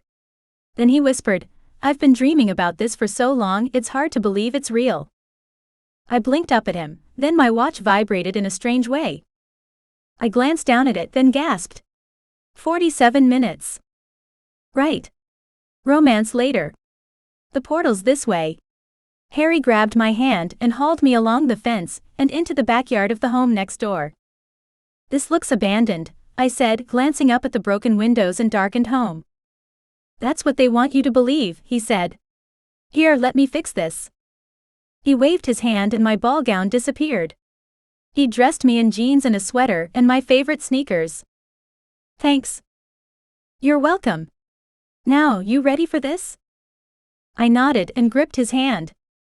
He sighed and pulled me toward the fence. Jump. Chapter 8. The portal was cold, like most portals were, but there was something different about the way the air moved, the thickness of the space we had to walk through. It was hard to put it in words, but there was a heaviness inside me, like I had an anchor tied to my guts, causing everything inside of me to drop. I could sense the resistance. The realm didn't want us there. And because of that feeling, I didn't let go of Harry's hand, not even for a moment. If I did, I didn't want to think about what would happen to either of us. He guided me through the portal and into the sunlight. I blinked, glancing around. There was something warm, but I still wasn't sure if we were safe just yet. "Are we there?" I whispered. He nodded, then whispered, "I'm going to cast my invisibility magic over you so that we can both go undetected," he said, glancing around. Not because he was looking for someone or something, but because he wanted to make sure he could work without any sort of threat. "But you must stay close." I kept a hold of his hand and stepped close enough that our hip bones touched. He didn't need to tell me twice, and I squeezed his hand tightly. I didn't want him to know of my unease, but it was difficult for me to control myself. "This close?" He nodded again, a small smile lighting up his face before it smoothed over and disappeared again. "Yes. Now let's go." I lifted my arm and glanced down at my watch. 45 minutes. My heart beat in time with the ticking of the watch. "Do you think we can do this?" Harry grimaced. "Well, with you, we're not restricted to the timeline. The clone will disappear at the party, but I'm sure your dad or someone can cover that up." I nodded, a little relieved, though there was a tightness still in my chest that I couldn't shake. "Let's not make her wait." Harry gripped my hand and we began to walk along the path. The Mansfield's realm looked very much like my family, the Adinolfi's realm, with a long winding sidewalk that led up the middle of a group of houses. "Why do these homes look so normal?" I asked. "They shouldn't." Harry's hand slipped from my grip, and he put his arm around my waist, holding me against the side of his body. "There is a lot of dark magic here. You might not be able to see it, but you can feel it. In the hairs on the back of your neck. In the pit of your stomach." I chuckled softly. "And here I was thinking I hadn't eaten enough at the party," I said. It was nice to joke, even with something as serious as this. There wasn't anyone around, but I wasn't foolish enough to think they'd left their family realm completely unattended. I didn't exactly feel watched, but again, that heaviness still followed us around. "Where is everyone?" I murmured, making sure to keep my voice low. I didn't want anyone else to overhear us, didn't want to risk it. "Almost all of them are at your birthday party, but there will be older and younger relatives who stayed back. Be on the lookout." The warning was clear, and he emphasized it with a squeeze of the hand. My stomach knotted itself together, but I pushed those damned butterflies away. It wasn't the time, even if it felt good. I nodded and swallowed hard against the anxiety rising up to choke me. A lock of hair fell in my face, and I wanted nothing more than to brush it aside. It tickled my nose, and I didn't want to let go of Harry's hand or make any sudden movement. I kept up with him each step, each stride. He was way more confident than I felt, and I tried to lean into that, tried to take some of it for myself. When we reached the end of the street, there was a massive mansion ahead of us. "Is that Charity's home?" I asked, not bothering to hide the disbelief in my tone. It would make sense. She was an egotistical narcissist. Of course, she'd have the biggest house on the street. Even in a private realm, where only her family resided. "Have you got the map?" Harry asked. I nodded and opened the clutch purse Bella had magicked up for me. Inside was the folded piece of paper. It was so deceptive, so normal looking. But it held the greatest secret there ever was. The location of my mother's soul. I tucked the clutch under my arm and unfolded the map. Now that we were in the realm that contained the locket, the map had changed. It's like it zoomed in. The map was no longer the whole universe, it was of only this realm. With the path and the houses, and the glowing red dot that was my mother. "That is one incredible map," Harry said, and it was clear he was in awe of my sister's magic. I glanced up at the mansion in front of us. Yeah, Bella and her friends were pretty awesome for creating it. "Let's go." I held the map out in front of me, and began taking slow, careful steps towards the huge, looming house before us. "The locket is in here." Harry's sigh wasn't stifled. "Of course it is." I stopped and glanced over at him. "Is something wrong?" He was typically not sullen. If anything, his arrogance had the tendency to grate on my nerves. Or it had, before I got to know him. But now, it didn't sound typical for him to be ready to give up so soon. He pressed his lips into two thin lines, hands on hips. "There are so many incantations and protection spells on that house. I can't even." He let his voice trail off before lifting an arm and forking his fingers through his hair. "You can't what?" I asked, trying to decipher the unspoken message. "We can't go in?" Harry huffed a little, breathing hard out of his nostrils. We can," he said slowly. I could tell it was taking everything in him to figure out how he wanted to explain what was on his mind. "I think. Or you can maybe. I might have to stay out here and keep the wards from setting off the alarm." My heart began to pound. I didn't want to go in there alone. I didn't trust myself. I didn't think I had the capacity, the way Harry did. Okay.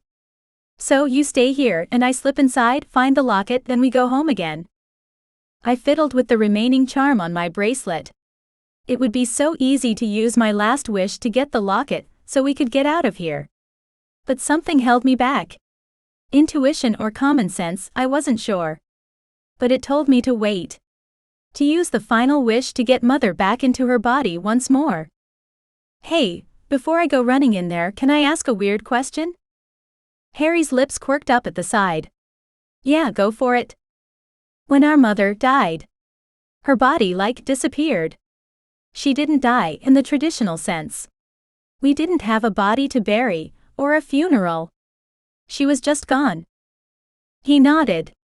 "I'm sorry, but I don't hear a question. If I were to wish her back here, alive and with us, would we able to bring her body back too? Or would we need to create her a new one? How would it work?" Harry tilted his head to the side as though he were thinking hard.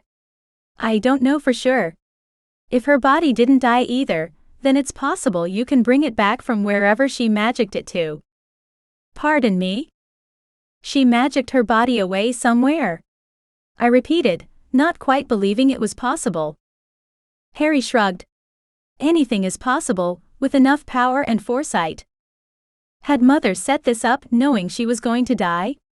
Had she saved her soul in the locket and her body somewhere else, hoping that one day we'd save her? I wanted to believe. Actually, I didn't know what I wanted. Part of me wanted to believe she did, but if that were the case, she must have carried such a heavy burden knowing she was going to die, planning for it, but not telling anyone. She probably felt lonely, lonelier than before, and that made my heart ache. But if this was a coincidence, to believe that meant my mother had no capacity to control even her death, that everything leading up to this point was coincidence, and that too was hopeless. I sighed. If she had set this up, why wouldn't she tell us that? We would have been able to help her so much sooner. I opened my mouth to ask more questions, but my watch buzzed. 40 minutes. Let's get the locket, then we can work out the logistics, Harry wisely advised. I turned back towards the huge house. Fine. But my clone better not be doing anything stupid. If I only had an hour to live, would I stay within the boundaries of society or do something truly daring? I glanced over at Harry, knowing the answer to that question was obvious. Thank God I hadn't left the clone alone with the shadow. I doubt she would have worried about the locket, as I do. I'll stay here and open the magic for you, but you need to be careful inside, Harry counseled. There will be tricks and guards everywhere. Okay, I'll be careful. I can extend my invisibility magic to the front door, but no further, he said. Then you're on your own. I nodded, stepping away from Harry for the first time and working my way up towards the front door. The hairs on the back of my neck began to stand on end. I put my hands up to ward off anything evil coming my way. Be careful with your defensive spells, Harry called out. They'll set off alarms also. Just try to be careful. Act like you own the place. Act like I own the place? I can do that. I lifted my chin and walked straight up to the front door. The knocker was huge, and the sheer magnitude of what I was about to do hit me like a ton of bricks. I was walking into true enemy turf. I could die here. My jaw clenched as the image of Charity's smug face rose in my mind. Fuck you, woman. I'm getting my mother back. I put my hand on the doorknob, twisted and pushed hard. The door gave way and energy crackled inside the room beyond. I lifted my chin once more and strode straight into the lion's den. Chapter 9. The house was freaking huge. I felt like I said that every time I went somewhere new, but this was something else. Even bigger than the mansion where my clone was currently enjoying the speeches. I shook my head. How many mansions was I going to step into? I snorted out a laugh as I took another step onto the marble floors in the foyer. Despite my experience with mansions that evening, it was like the first time. I arched my neck, staring up at the high ceilings, taking in the hanging chandelier overhead like I wasn't used to this. And I wasn't. It didn't matter who my father was. It didn't matter that my mother could create whatever she wanted. This wasn't my life, and I couldn't help but be in awe every time I stepped into a new mansion. Part of me wished I could go hear those speeches. I would have actually liked to hear my father had to say. I wasn't sure who else was speaking. Tavlor maybe? Ava and Bella. And if they were, what would they say? I didn't know, though if I had to guess. No, Court. You're getting distracted. You have only so much time. You need to focus. I lifted the map and once again it had changed to zoom in on exactly where I was. The 3D images made it easy to decipher, and once again I was struck with how cool the map was and how talented my sister was. Mother is going to be so impressed when she sees what Bella can do now. The map showed her locket being upstairs, down the long hall, and in a room at the back of the house. I glanced at my watch, literally seeing the minutes ticking by. Crap. Move it. I ascended the stairs, my heart pounding with sickening thuds against my chest. I wanted to drop the map and run. Every part of me shook with fear and adrenaline. If I was found here by Charity's family, they'd surely kill me. They'd already tried so many times and failed. I couldn't let them succeed this time. I made it to the top of the grand staircase, noting the elaborate wallpaper and plush carpet beneath my feet. Such luxuries were too pompous for me, though I did like some of the paintings they had on the walls. The map told me to turn left, so I did, taking careful and measured steps down the carpeted hallway. I swallowed hard and forced my trembling body to keep moving. I couldn't let myself give in to the fear, even if it was tempting to do just that. I wanted to run to the end of the hall and find the locket as quickly as possible.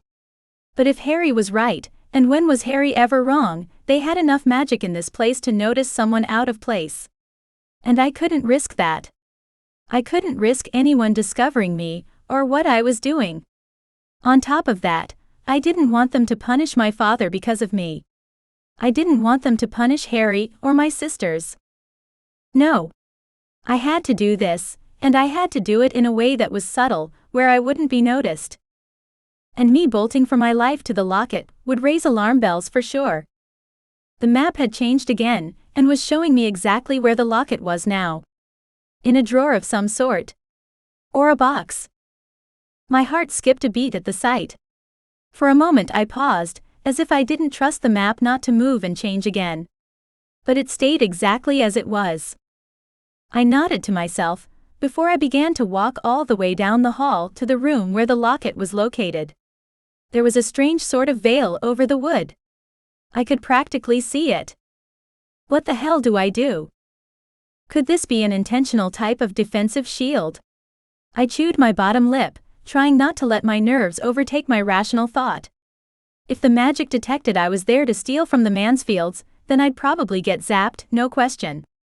I had to get through, but how? I cleared my head of all thoughts of what I was about to do.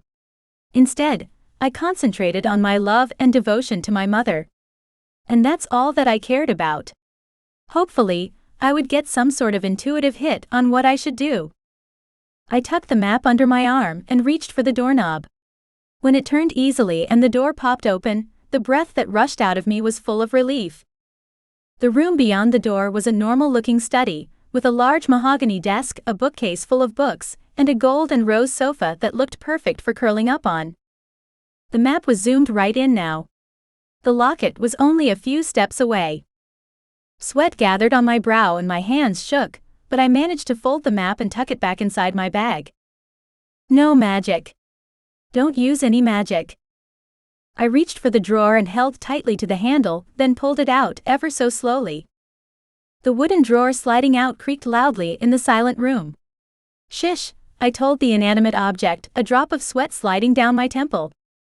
The drawer was full of stationery. Pens and pencils, paper and clips. And there, at the back of the drawer, tossed haphazardly into the corner, was the locket. Strange placement, but I didn't care. It was right there in front of me. All I needed to do was reach out and take it. I inhaled sharply, then held my breath. I love my mom. I love my mom. My intent is all good. I reached into the drawer, stretching my fingers out to take hold of the chain. The metal was smooth and almost warm to my touch.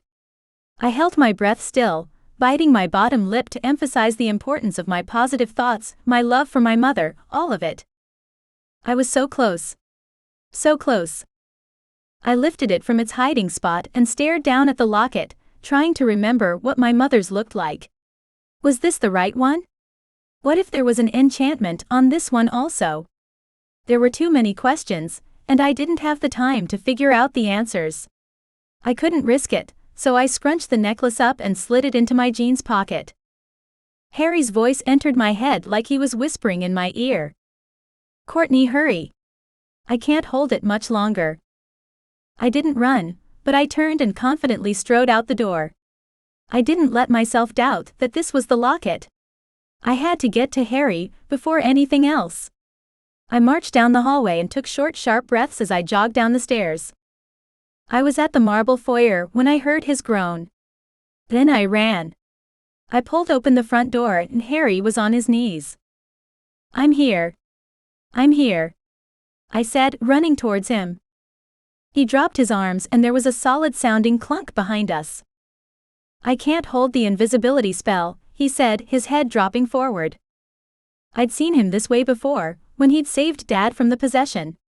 He was drained beyond the ability to stand. I had to help him. Let's go, Shadow, I said, bending forward, lifting his arm over my shoulders and dragging him up. On your feet. He rolled his eyes towards me. How come you always see me at my worst? I began the slow walk back to the portal, dragging his heavy ass with me. Because we're meant to be, remember?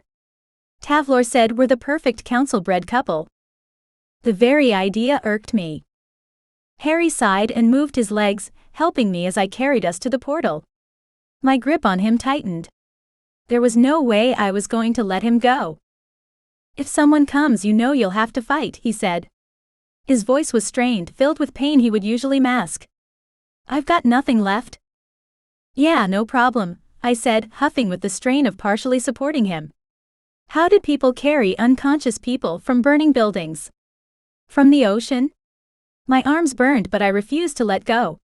We were so close. So close to getting out of here, and I couldn't risk leaving Harry behind. I wouldn't do it, no matter what that meant. I continued on, prepared to be attacked at any moment. In fact, I expected it. But the further along we got, the more I realized there was something off. I didn't have to fight anyone. There wasn't a soul around. Was that normal? Should we be worried? Or was this one of those situations we shouldn't question, because it was a blessing? We got back to the portal, and Harry was still heavily relying on me for forward trajectory. I was panting like the most unfit person in the universe.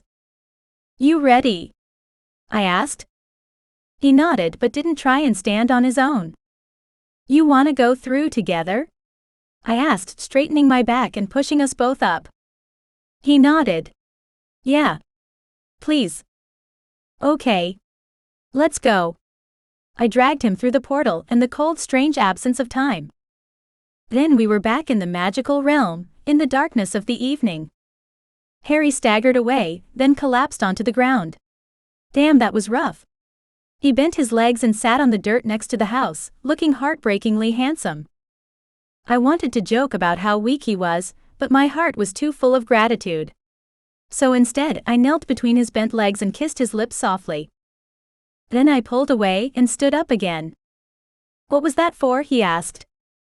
That was to say thank you, I said. Thank you for everything. I couldn't have done this without you. My watch vibrated, and I saw the final minutes ticking away. 5 minutes. You better go.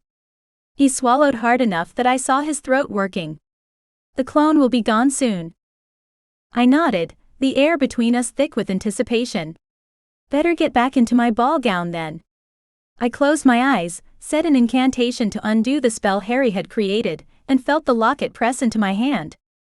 I held it tightly, wanting desperately to put it on but scared to. I backed towards the front of the house. I better go, but I'll see you soon, yeah? Yeah, of course. And Courtney. I stopped moving. Yeah. You know that Tavlor was wrong. We would never have been the perfect council couple. I chuckled a little.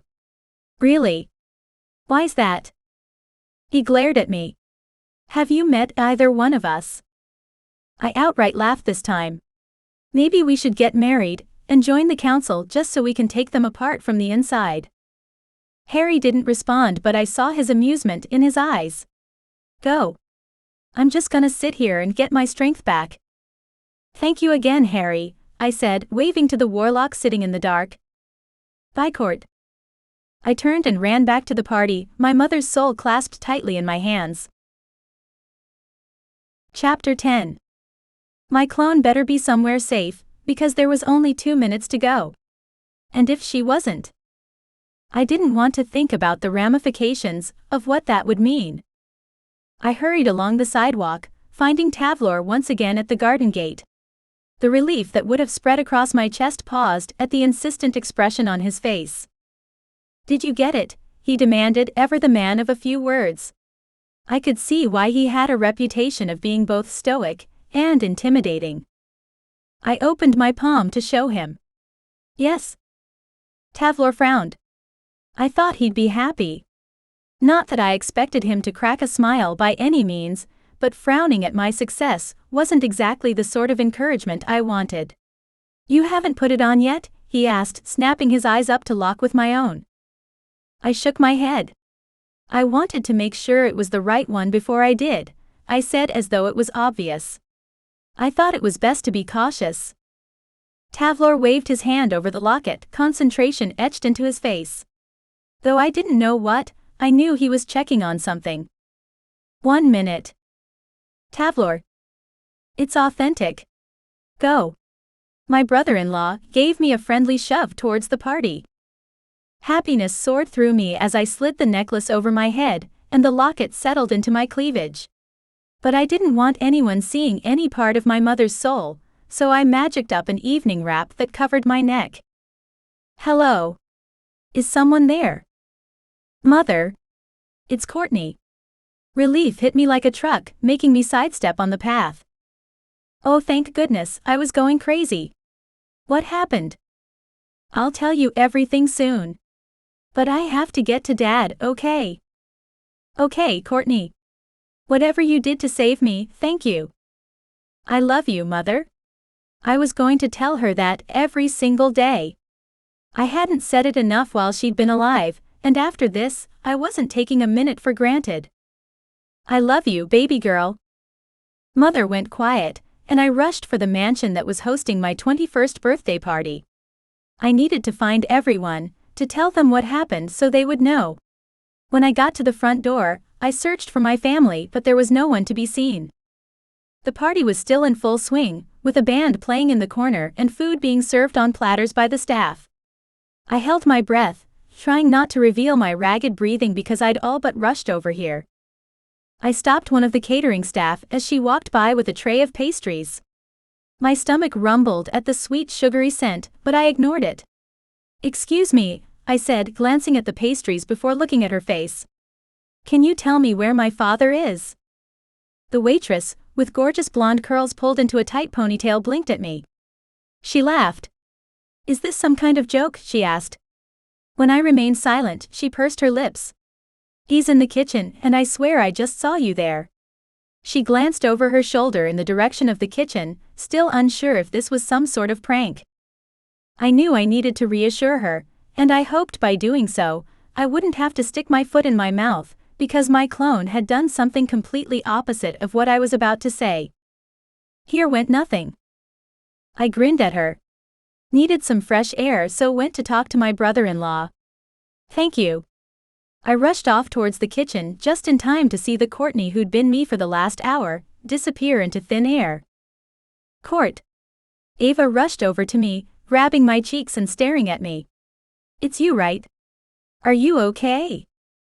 It's me, I said, grinning so hard my face felt like it might crack. Ava raised an eyebrow. Prove it. I tilted my head. How about this? I pushed apart my shawl and pulled the locket out of my cleavage. Dad was behind Ava now, his eyes shining with moisture. Is that really her? I nodded. Yes, Dad.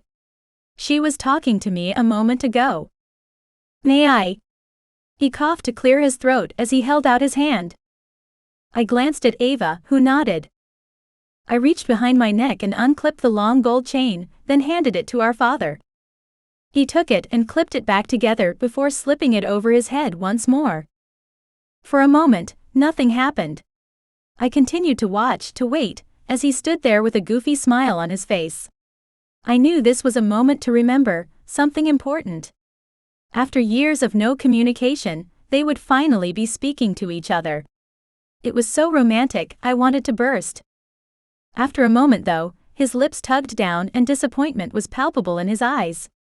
His sigh was one for the record books. She isn't talking. I told her I was rushing to do something. You talk to her, Dad. Tell her everything is okay. Dad nodded, then said, Genevieve? It's Matlock. Courtney just? Oh my God, I am so sorry, my love. I know. It's just? Now isn't the time. I'll explain everything in a few hours. Are you all right? Yes. I promise I won't be long. I stared at Ava and she smiled at me. It was strange to see our parents interact in any way. And the very idea that one day they might be together again made my heart squeeze tight. Bella came rushing into the kitchen. What are you all doing in here? I can't hold court by myself. Hey Belle, I said, turning towards my flustered sister. Court. Is that you? I nodded, showing her my watch. The hour is up. Bella stared at me, then quietly asked, Did you succeed? When I nodded and she flew at me, hugging me tightly. Well done and thank you. So much. I hugged her back, then finally pulled away. What have I missed? Bella rolled her eyes. Well, Charity has been a drunken pain in the ass. Interrupting the speeches, practically falling in the cake. I laughed. Well, I think we should go dance. Get the band to play some songs we actually like. Ava grabbed my hand. I think that's an awesome idea. We always dreamed of having a big fancy party, but Mother's dance parties were the best. I grinned at her. Well, let's go do both. So together, my sisters and I walked out of the kitchen and back into the huge ballroom. There was a dance floor set up, but no one was on it. Time for a change of clothes, I think, I said, casting a spell over all three of us. I shortened all our dresses, giving myself a mini skirt, Bella a mid-thigh half-circle skirt, and Ava a long slit up to her thigh. We all had great legs, why not show them off a little? Courtney. Ava complained. I'm a mother, and part of the council. I can't look like this. It's completely unprofessional. Come on, Ava. You're still a hot woman. And only 23. I glared back at her, refusing to let her ruin this. You want me to put you in a bikini instead? I would do it too. Ava shook her head, then laughed.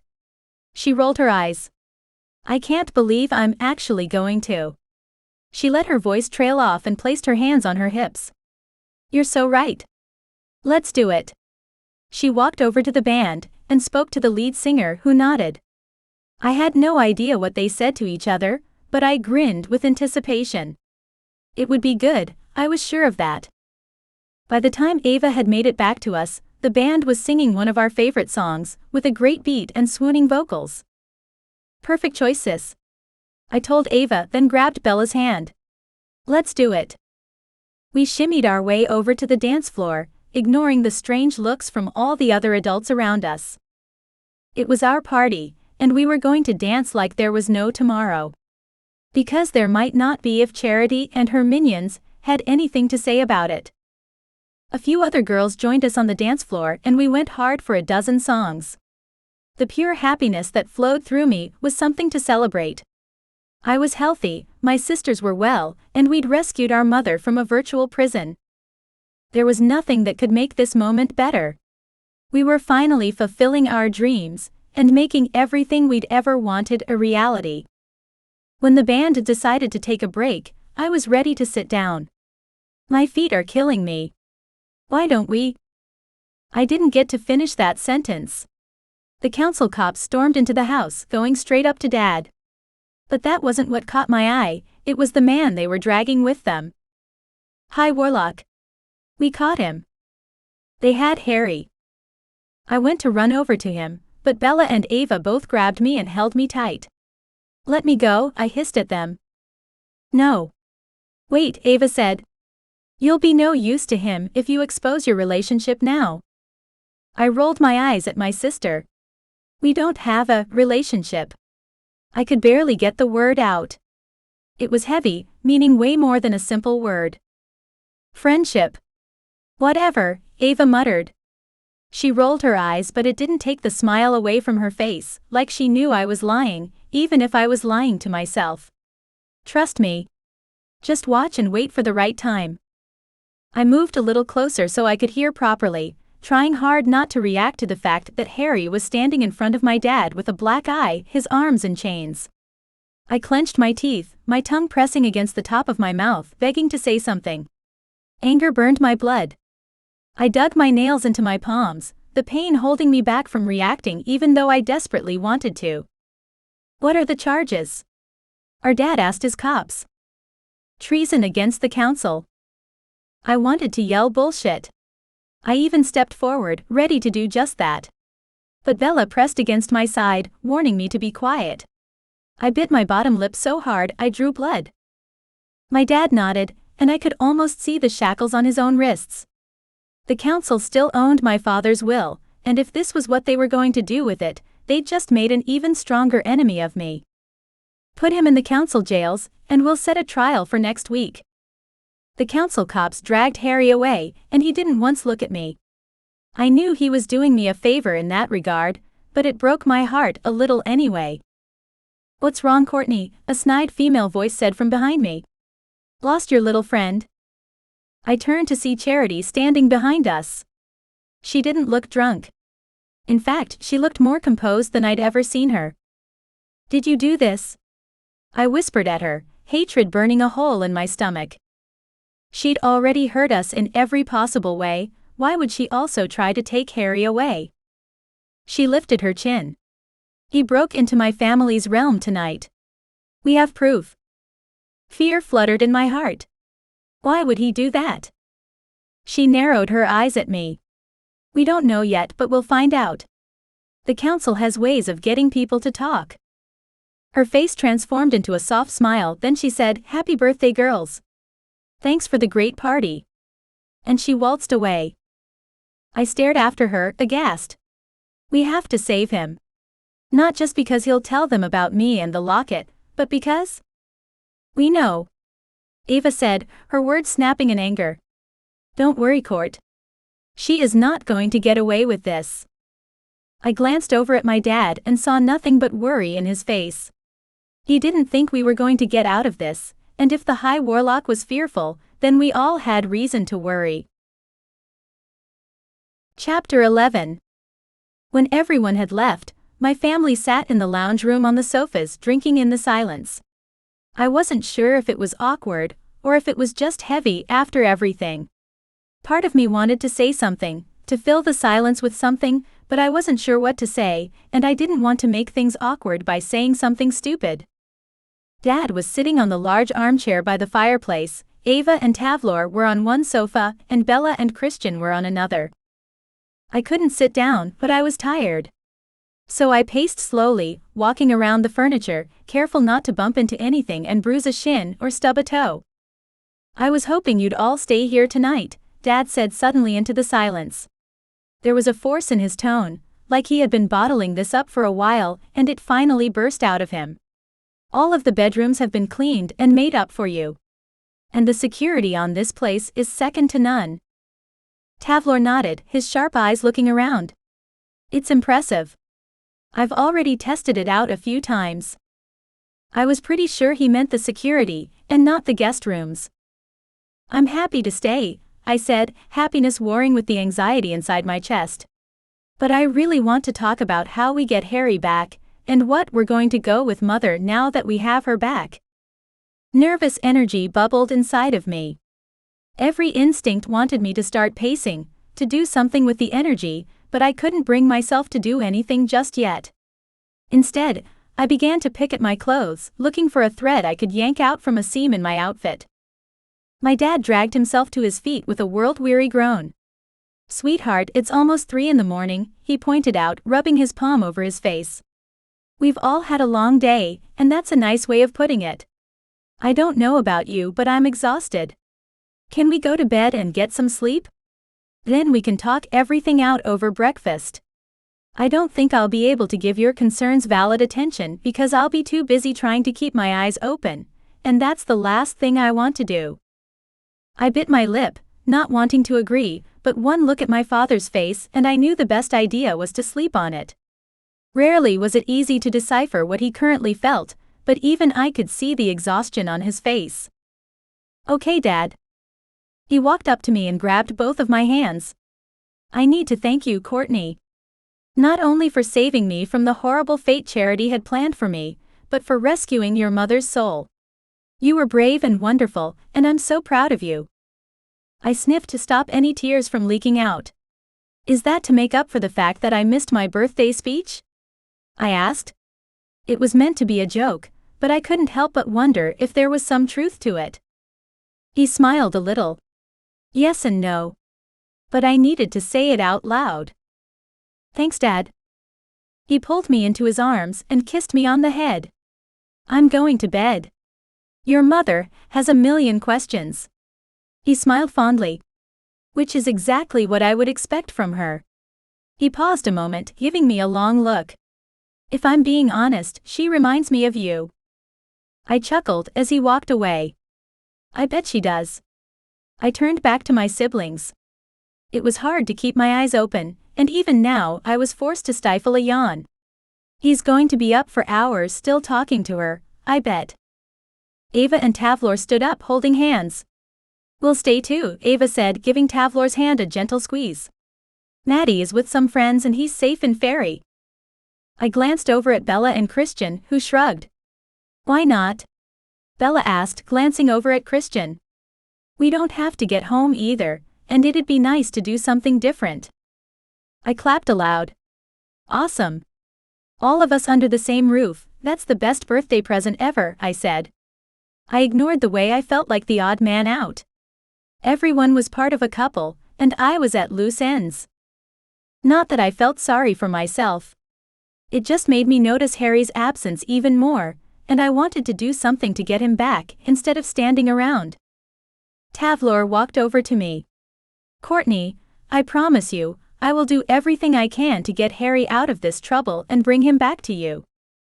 I knew the Fae didn't make promises lightly. Warmth flooded my system, and once again I was grateful Ava had found someone dependable. The fact that she could rely on Tavlor no matter what happened was enough for relief to flood my system. It meant I didn't have to worry about anything happening to Ava. Okay, I'd always worry a little. But still. Tavlor, if they make him reveal what he was doing in the Mansfield's realm, he'll tell them about me. About Mother. Tavlor's lips thinned. I don't think you understand how powerful Harry is. He was always the top of his class, years ahead of anyone else. He won't allow them to extract his memories of you, or anyone else. He'll destroy himself before he lets the council use his knowledge against those he loves. Those he protects. I inhaled sharply, my mind reeling from what he was saying. Are you telling me? I couldn't even say it. Yes. I stared up at Tavlor. I didn't want to believe him, and yet somehow I knew it to be true. We have to rescue him. We will, Ava said. They got me out, so we'll get Harry out too, don't worry. My heart was pounding a little too hard and I was fighting tears. He's helped us so much. I wouldn't have gotten Mother back without his help. We know, Courtney, Bella said softly. We owe Harry too. Yeah, he lost a lot of points for being the one to deliver the council's poison to you. But since then he's saved Father's life and Mother's. We'll all help free him. I nodded, swallowing the lump in my throat. Okay. I didn't know how badly I needed to hear that, until now. I knew my sisters would be there for me. I didn't doubt that for 1 second, but I also knew they had lives of their own. Ava had a baby, and Bella was going to get married. And still, they dropped everything to help me out, to help me bring Harry back. And that meant more to me than they realized. Thanks. We all walked towards the staircase that led up to the second floor, and I realized I needed to shake off these feelings of dread. So. I grinned at my sisters. I'm getting the biggest room. Ava's look of horror was one that gave me the biggest thrills when we were young. I turned and ran up the stairs, taking them 3 at a time. Ava was hot on my heels, shrieking about her needing the larger room because she was married and Tavlor is tall. I just cackled out a laugh and turned left at the top of the stairs, running for the first bedroom. I needed to distract myself. Sitting around worrying wasn't going to help Harry. I needed rest. I stuck my head in and declared it was too small, and kept going until I found a huge room with red and gold coloring. This is perfect. Ava stuck her head in and grimaced at my choice. Yep. This one is all yours. There's an even bigger suite at the end of the hall. I think I'll take that one. I picked up one of the gold pillows from the bed and threw it at her. She ducked my missile and laughed, and my heart was so full of love I couldn't believe how good it felt. We were all together, under the same roof. Tavlor walked up behind his wife and put his arms around her. Shall we take advantage of our child-free night? Ava's face colored pink and I rolled my eyes. Get a room, would you? Tavlor grinned at me. Good night, Courtney. Good night, big brother, I said, grinning at the half-fae part of my family. Tavlor gave me an odd look, like he didn't quite understand the concept. I had to bite my bottom lip to keep myself from laughing out loud. Taylor didn't have much of a sense of humor, he was always so serious, so it felt good to tease him. More than that, The fact that he was okay with being teased despite it was enough for me to know my sister had found a good guy. I was so happy for her. Tavlor took Ava away, and I heard Bella and Christian talking quietly as they walked down the hall. Night Belle. Night Court. I threw myself onto the huge king-sized bed and lay on my back, staring at the ceiling. The room was amazing, with ornate carved ceilings and rich colorful furniture. How different would our lives have been if we'd grown up here? I sat up and looked around, noting the beautiful dressing table and chair. It was the perfect house for daughters, and yet, High Warlocks only had sons. One son at that. So the truth of it was, the only reason Bella and I existed was because our mother took her destiny into her own hands. I wasn't sure if I agreed with it. I didn't like the lying. But my existence was a direct result of that lie, so I couldn't hate it either. The council would never have allowed the High Warlock to have so many offspring, and not daughters at that. So even Ava was against the rules, in a funny way. Serendipitous. I closed my eyes and allowed gratitude to flow over me. I was alive and well. My mother was back and my sisters were happy. My father was finally speaking to her after many years apart. My sisters had found happiness with men who were worthy of them. And I'd find a way to get Harry back too. Harry? I sat bolt upright and reached for my bracelet. How could I have not thought of this sooner? I glanced down at it, chewing my bottom lip. Would it work? What sort of magic had he imbued this bracelet with? Would it extend past the hold the council currently had on him? I didn't want to waste a charm, but I also didn't want to waste time either. There were too many questions, and only one way to find out. I opened my mouth to call him, then started to worry about the barriers on the house. Would they let Harry in if I called him by magic? I hoped they might, considering I was the High Warlock's daughter, but I also realized it wasn't my magic. I hadn't cast the spell. I ran for the door, pulled it open, then called out, "Dad." It took him a moment, but soon I saw him pop his head out. "Yes? Can I get your help for a minute?" He stepped out into the corridor, dressing in only his shirt and pants. No tie. No vest. No cloak. No shoes or socks even. It was only the second time I'd ever seen the High Warlock in less than formal attire. "Of course," he said, walking towards me. "I was just catching your mother up on the last few days. She's very proud of you." "That's great, Dad," I said, grabbing hold of his arm and tugging him inside. I was grateful for the message, but Mom was safe for the moment. Harry wasn't. "I'm going to see if I can get Harry to teleport here using my bracelet. Can you open the barriers on the house so I can let him in?" Dad's jaw dropped open and he looked at me with wide eyes.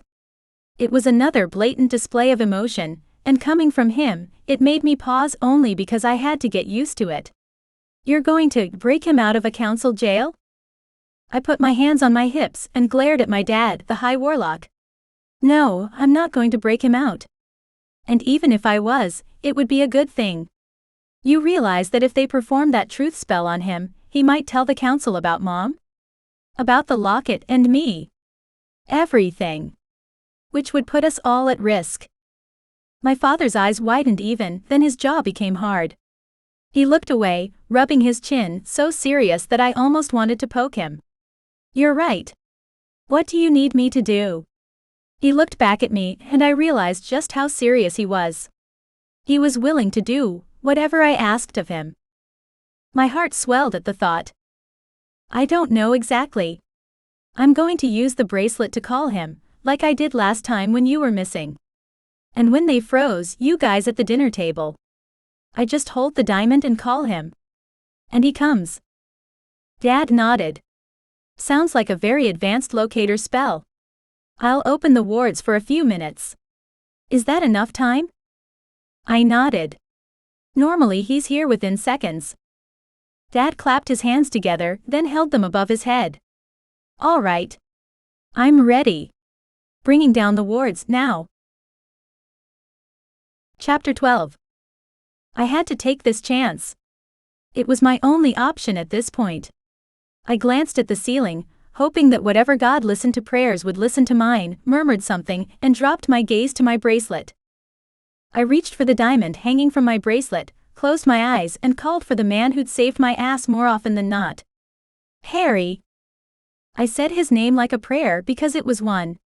While I wasn't sure what religion was true, I knew I could depend on Harry no matter what.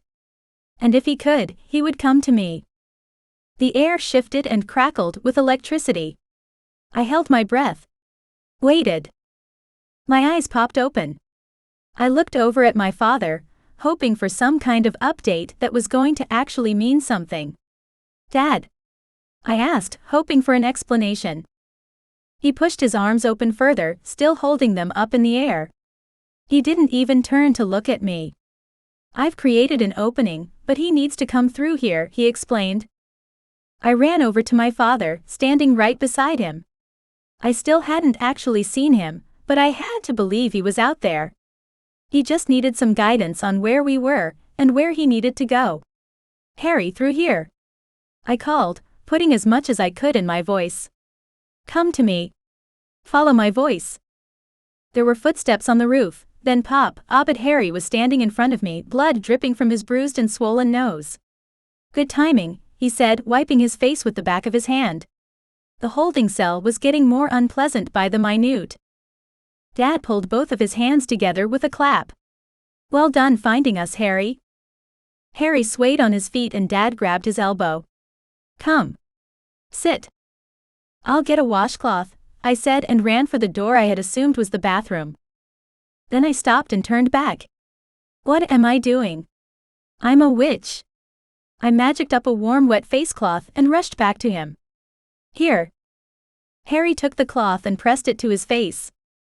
I can do one better, Dad said and waved his hand over Harry's nose.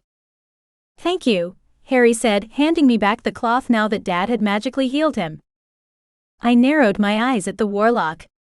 I shouldn't be surprised that my father could do something like that. He was the High Warlock after all, and his power was on so many more levels than the realms. And yet, there were certain instances where even I was impressed. I've really gotta learn some of that magic, I said. And maybe after everything was over and done with, after things returned to normal, and there were no threats against me and my family, I'd be able to do just that. Dad put his hand on Harry's shoulder, steadying him. Are you all right? He asked, concern pooling in his eyes. Harry nodded slowly. He appeared dazed, but he blinked before shaking his head as though he was trying to rid himself of the feeling. Yeah, thanks for the rescue. He rubbed his face with his hand, and for the first time since I had known Harry, I saw obvious exhaustion touch his chiseled features. He sighed. My magic is so depleted tonight, I couldn't do anything to save myself when they found me. What happened to your cloaking magic? I asked. Aren't you always invisible? That was what I didn't understand. He always had some level of protection, something to ensure his safety. The fact that he couldn't even muster up the invisibility was enough for me to be concerned about what had happened to him, to prevent him from doing such a thing. Harry looked towards me. When we went into the Mansfield realm, I used my magic to keep both of us invisible, which depleted a lot of energy. Why didn't you tell me? I burst out, even though I could tell he still had more to say. It wouldn't have changed anything, he pointed out. Finding your mother was the priority. It always would be. He nodded to me to show me he meant what he said. Anyway, keeping the barriers and shields at bay so you could get inside also took up some energy, and we needed to escape. I've never had to do any such thing, especially all at the same time basically. I still feel weak as water. He lifted his hand and the tremor along his fingers was extreme. Are you going to be okay? I asked, my breath hitching in my throat. It wasn't fair that Harry had taken so many hits, when all he was doing was helping us.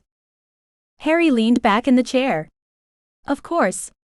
I just need some time. And meanwhile, you are vulnerable to any attack, Dad said, unbuttoning his right sleeve and rolling it up. Take some of my power. It will get you through until you recover. Harry sat bolt upright, his eyes wide with worry. No, sir. You need it more than I do. That's not true, Dad said, then his voice softened. And I owe you, Harry. You brought Genevieve back to me and kept Courtney safe. I don't have the words for how much that means. Sir. No. He shook his head as though he didn't want to even entertain the thought. Dad reached down and gripped Harry's arm. He waited until Harry looked up at him. He pushed his brows together, allowing some emotion to touch his features. Please? My father wasn't the sort to beg, and even now, it was clear he wasn't doing that. But the fact that he was asking, rather than simply commanding Harry, said a lot. Harry stood up, though he wasn't steady enough to do so. Just enough to get by, he said quickly, looking away. His words were rushed, and he shifted before bringing his hands together so he could rub them. Please, High Warlock. You're far more important than me, and I don't feel comfortable knowing you have to waste precious time over me. Harry gripped Dad's bare forearm and pulsating white light began to transfer between them. That's not true, Harry, my father insisted. You are the future.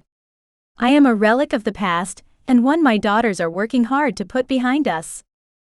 Harry tried to yank his arm away. High Warlock, that's enough. Dad held Harry tightly, the energy in the room bubbling and radiating with the gift my father was bestowing. I squinted, the light more blinding than I realized it could be. I wrinkled my nose, but warmth touched my chest. It was a big deal for my father to bestow a gift, and to say I was happy for Harry was an understatement. When he finally let go, Harry's eyes were shining with good health and he was standing tall. Dad was pale and staggered a little. I rushed to his side, wrapping an arm around his waist so I could help him stay upright. Dad. Are you okay? He nodded. I'm fine, he insisted, his voice as frail as he looked. He cleared his throat, forcing himself to continue. I will recharge quickly overnight. This is the High Warlock's ancient family home. We will all be feeling better tomorrow. There is no reason to worry. He put his arms around my shoulder and I turned, wrapping my other tightly around him for a warm hug. Happy birthday, Courtney, he murmured. Then he stumbled to the door. I stepped forward, concern pushing my bottom lip out into a pout. I knew he'd be okay, but that didn't mean I liked seeing him so weak. I wasn't used to it. My father was the most powerful warlock in the realm, and it was moments like this that reminded me he could also be vulnerable. Good night, you two, he continued. We'll deal with the fallout in the morning, but for now, rest. And celebrate a job well done. Then he left me alone with the shadow, in the most beautiful bedroom I'd ever seen. I looked up at him, amazed to see the shimmers of magic within his eyes. I wished I could reach out and touch the magic for myself, just to see what it felt like. For a moment, I could do nothing but stare at him before I finally shook my head. What did my dad just do to you? I asked, not bothering to keep the wonder out of my tone. Harry held up his hands, turning them back and forward as though he couldn't believe the fingers he saw were his. He shrugged, like he couldn't believe it either. He gave me some of his power. Temporarily? I asked, not liking the idea of my dad being powerless when half the council wanted him dead. As much as I appreciated what my father had done, as much as I enjoyed the fact that Harry was back and could protect himself, that he wasn't vulnerable because his magic had been depleted, I didn't like that my father might have unintentionally put a target on his back because of his generosity. Harry tilted his head to the side. Yes. Like all magic. Once I use it up, I have to create more. I nodded, feeling a tremble pass through my body that had me biting my lip. Are you all right? He asked, stepping closer. I could tell by his tone he was genuine in his question, and it made my heart palpitate. I went into his arms and pressed close, gripping him tighter than I probably needed to, but I couldn't bring myself to care. His arms wrapped me up in his strength, and I finally let out the sob I'd been holding in for hours. I tried to stop it, tried to keep myself from showing my weakness, but I couldn't help it. When they took you away. Shush, it's okay, he said, stroking my hair and pressing his lips to my forehead. We stood there for so long, I wasn't even sure how much time had passed. But I was grateful for his strength in this moment. It really had been a horrible and wonderful day. When I finally pulled away and looked up, he gave me a lopsided smile. I'm beginning to think giving you that bracelet was a stroke of genius for both of us. Hell yes it was, I said, then yawned loudly. I checked the watch on my wrist. It's almost 4 a.m. I'll go downstairs and sleep on the couch, he offered, taking a step towards the door. I reached out for him. No. Please stay. When his eyebrows flickered up, I grinned at him. Just to sleep. I'm not sure I'm up for anything more. I'd love to just hold you, he whispered. We moved to the bed, where I reached for my straps and realized I had next to nothing underneath. I clicked my fingers and transformed my clothes into silk pajamas. Harry smiled and did the same, but he only wore the boxer shorts. My breath caught in my chest, and an unfamiliar warmth flooded my belly.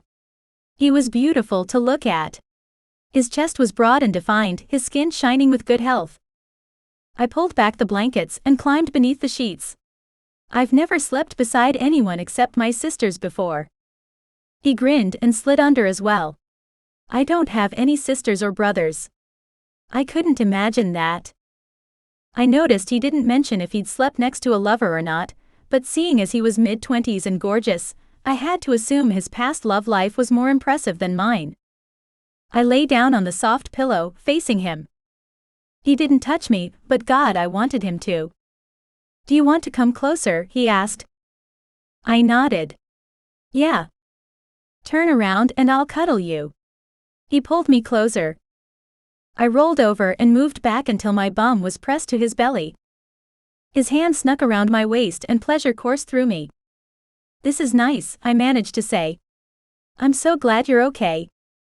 He pressed his lips to my neck and whispered, thanks to you. I giggled. And Oliver's magic.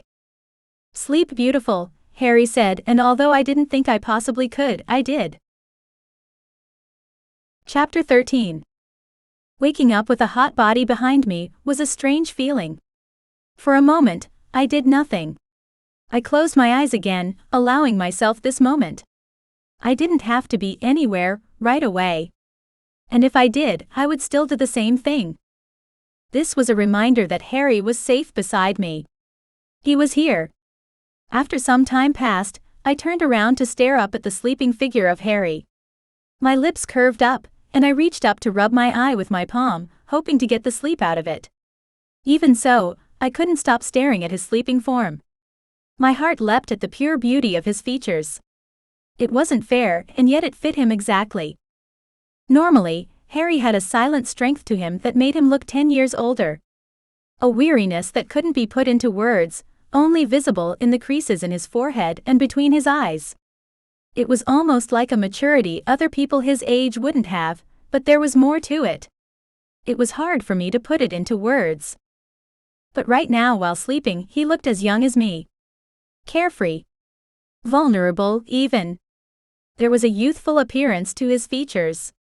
My fingers itched to reach out and touch him, to feel how soft his face was. To remind myself again that he was here, that he was safe. I shifted a little to roll onto my back, so I could look at him a little easier.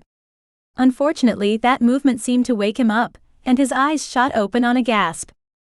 Hey, it's okay, I said, reaching out to hold onto his arm and soothe him as he pulled away from me with a jerk.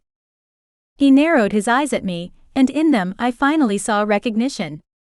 You okay? I asked.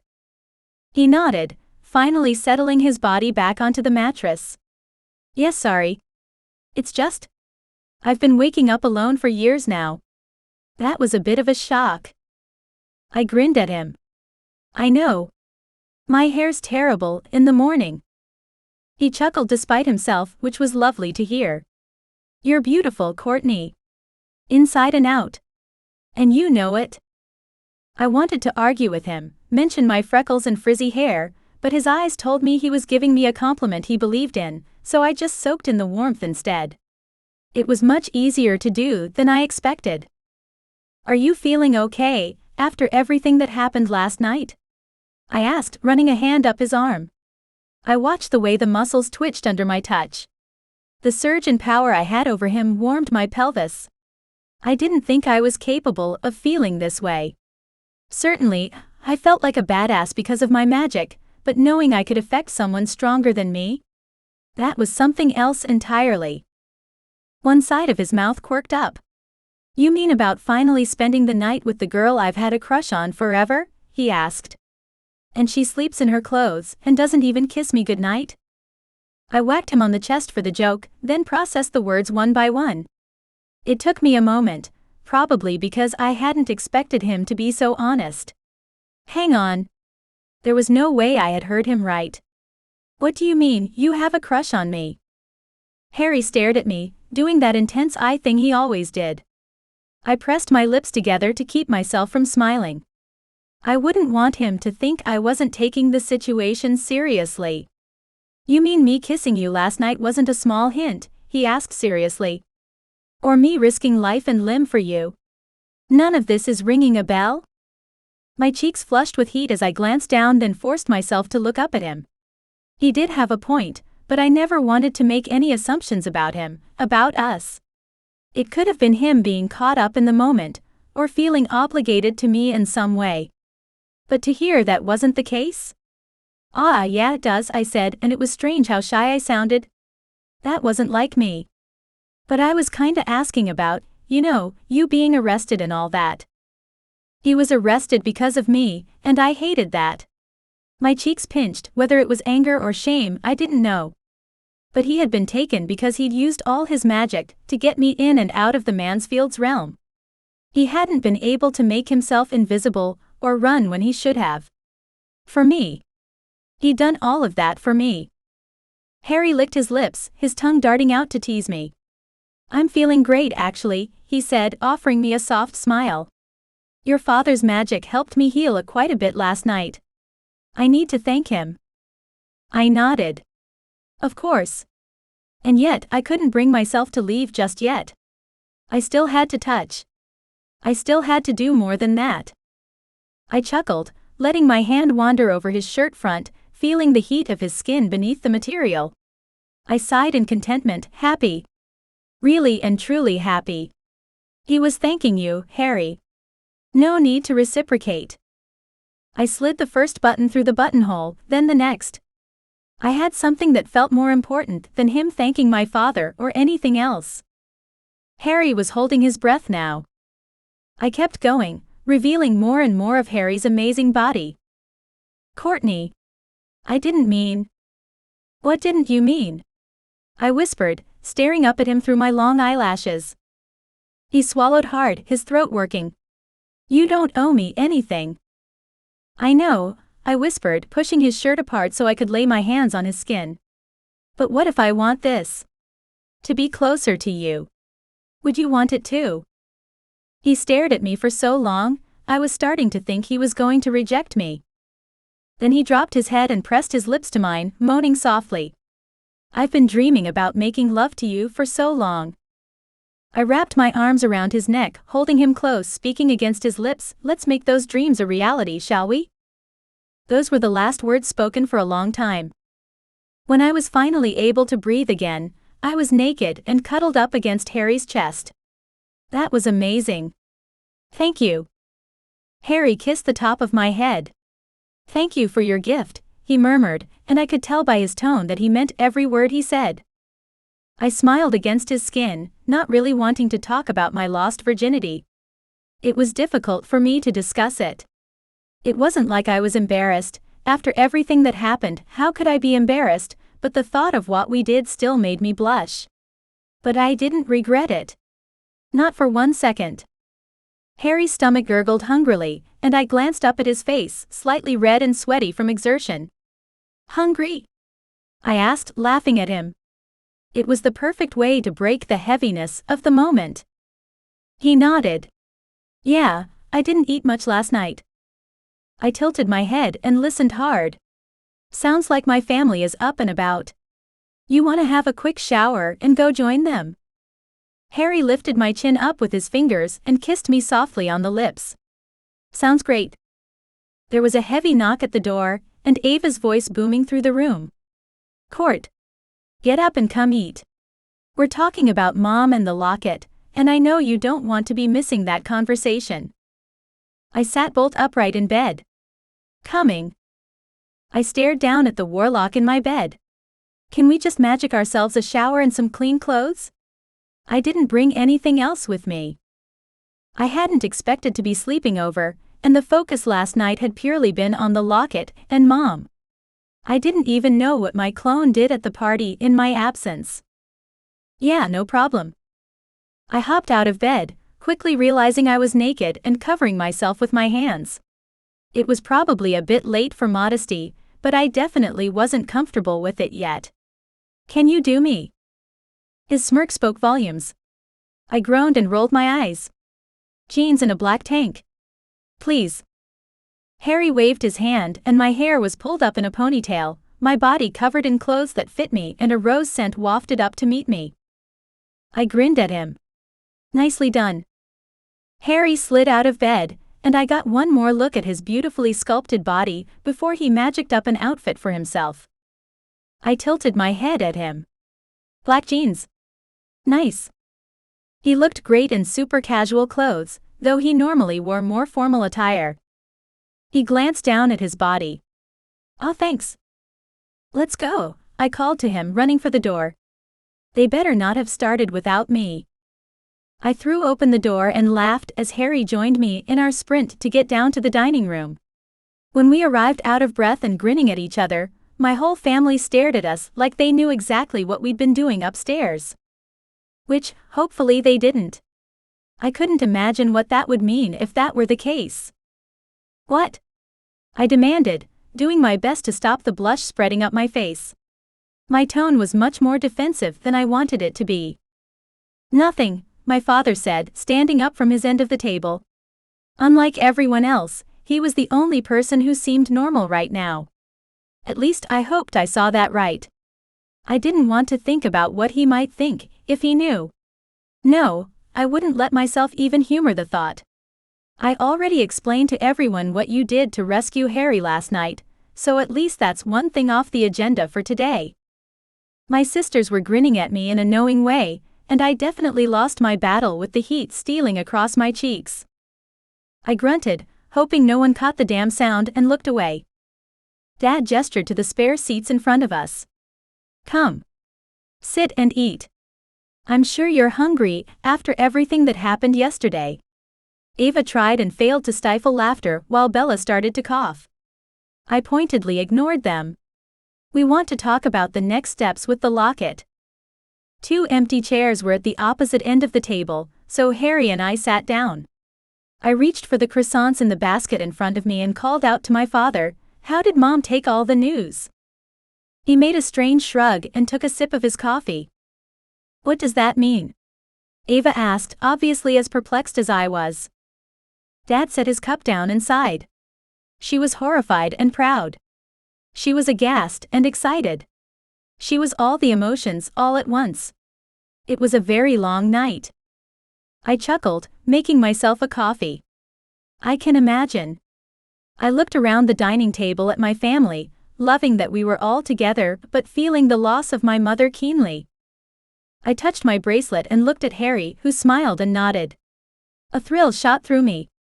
I would use my last wish and rescue my mom. Now to tell my sisters about it. Chapter 14. I cleared my throat and shifted in my chair. Ava's eyes narrowed. She knew me well enough to know something was wrong, just from the way I moved. I wished I could mask it more easily, but even if I could, I doubted I'd be able to hide anything from either one of my sisters. What is it, Court? Ava asked, her voice filled with an odd combination of both concern and suspicion. I grinned at her to show her not to worry about me. I needed her to realize that I would be okay at the end of the day. I wanted to tell you all something and get your opinion on it. Well, if I were being honest, I didn't really want their opinion, so to speak. I was doing this, no matter what. But I still thought it was only fair that she know. Yeah. What is it? Bella asked, buttering her toast. Bella seemed genuinely interested. Unlike Ava, there was no suspicion. Well, what if I told you that I have a way to bring Mother back to life? I glanced at Harry again. Just looking at him eased the nerves that caused my heart to flutter in my chest. If he thought I could do it, potentially, there was no reason to doubt myself. Assuming I'm correct. He smiled softly at me, and I took that to be an affirmative. That he believed I was correct. The second I saw that smile, something inside of me relaxed. I didn't realize how important it was for me to receive something akin to approval from him, but now that I had it, I didn't want to do anything to take that away. I looked back towards my family and said, "Looks like the council, or more accurately Charity, asking Harry to poison me has turned into an advantage." Dad blinked at me, and Christian coughed loudly, I assumed to cover up a choking laugh. I put my hand up. "Sorry, that wasn't the right way to say it. You all know that Harry made a bracelet for me, which means I can call him to me anytime. And that gave me 4 wishes." Dad leaned forward, placing his elbow on the table and his chin on his fist. "Yes. An incredible show of magical power. Strong enough to save me from whatever hell realm Charity had cursed me into." I glanced towards Harry, who said, "Oliver helped a lot. I couldn't have done it on my own." A joke about how humble Harry was sprung to mind, but I was too proud of him to utter the words. Bella made a circular movement with her hand. She never did have patience for lengthy explanations. Court skipped to the good part. "So basically, I've saved the last wish on my charm bracelet to bring Mom back to life," I finished quickly. My instinct was to fiddle with the charm that hung from my wrist, but I didn't want to accidentally rip it off, or do anything that might ruin my chances at following through with bringing Mother back to life. Instead, I forced my hands underneath my thighs to prevent myself from following through. Ava's gasp, then the silence that filled the room was deafening. My heart hammered in my chest. I wasn't sure what I wanted except some sort of response. Then Ava reached over and grabbed my arm. Her grip wasn't tight, but it was firm. "You can do that?" she asked. It was like she needed to make sure I wasn't lying, before she let herself hope something as crazy as bringing Mother to life could be possible. Her arm shook as she tried to hold herself together. She swallowed before pressing her lips together into a thin white line. I forced a smile before I pried her fingers from my wrist, but not because I wanted to disconnect from her. My skin was sensitive, and the last thing I wanted was for her to leave a bruise. Because of that, I made sure to still hold on to her hand. "I think so. Harry thinks so too." We all turned towards the shadow, and love filled me up. He'd saved Bella's life, my father's life, and he'd now bring my mother back from the dead. Whatever he'd done to me before he knew me, and at Charity's command, I forgave him for. After all he'd done to help us, why wouldn't I? Harry shifted in his chair, suddenly uncomfortable. "I know the council looks down upon this sort of thing, and if it was true necromancy, then I wouldn't be able to do it. But your mother, Genevieve, she stored her soul in that locket so you could bring her back later. And Courtney told me that her body simply vanished when she died, which means there was no burial. No body that was currently decomposing. It's possible that she also transported her body somewhere, and we can bring it all back together with Courtney's wish." My father sat back in his chair, his eyes shadowed with doubt. I looked everywhere for the sort of magic required to do this. How is it possible that a simple wish could create such a powerful spell? I wondered that too. I turned towards Harry, narrowing my eyes at the way he was squirming now. "Harry, what aren't you telling us?" His lips quirked with a smile that I couldn't help but giggle at. "What did you do?" Harry cracked a grin this time. "I may have linked the power of the bracelet to my bloodline." He said it so nonchalantly, like it wasn't a big deal, that I wanted to shake him. I highly doubted it would have any sort of effect on him, considering he was much stronger than I could ever hope to be. I glanced over at Ava, who was chortling. I was just glad she had loosened up slightly. "You mean you linked the magic of the bracelet to your parents and your grandparents? A council family?" Harry shrugged. "I have an aunt or two who married other council families. And they all have kids as well." Bella was laughing now as well, and I couldn't stop myself from getting up, grabbing Harry's face in both hands and planting a kiss on him. It was a public display of affection, I hadn't realized I participated in until Harry's lips responded to my own. For a moment I let myself fall into the kiss, the world disappearing around us. When I pulled back, Harry was staring at me shocked. But I simply said thank you and sat back down. And then realized I had done that in front of Bella and Ava. I ran my fingers through my hair quickly in a burst of nerves. I didn't even wince when I hit the knots in my hair, forcing my fingers to tug through. My family's laughter had quieted down, but I didn't care if they were all shocked. Ava had married a Fey Warlock who would die for her. Bella had fallen in love with a powerful shifter who adored her. Me. So what if I'd fallen for a warlock that the council would have loved me to marry before all of this began? They definitely would never approve the match now. Not anymore. He was officially a prisoner, on the run. We were a family of outlaws, and I couldn't be happier. Clearly, I just would do a better job of controlling my emotions in the future. At least I hoped I would. Okay, so? I asked, ignoring the pinch in my face. The blush scattered across my skin, but I couldn't let it bother me, or we'd never get anything done. And instead of talking about the kiss, I'd rather just move on with the important stuff. Is everyone in agreement? I use my last wish and we bring Mother back? I stared from Bella's face to Ava's, then settled on my dad. No one was speaking. Seriously? I'm all for it, Ava said, then glanced at Dad. As long as it's smart. Like, she won't come back all weird, will she? Dad shook his head. No. Genevieve did a great job of preserving herself. I also know where her body is. She did store it away, just in case one day there was a chance to bring her back. I cackled out a laugh. Damn, she was more powerful than I realized. It took everything she had left, but yes, she'd been planning her demise for years before it happened, my father said.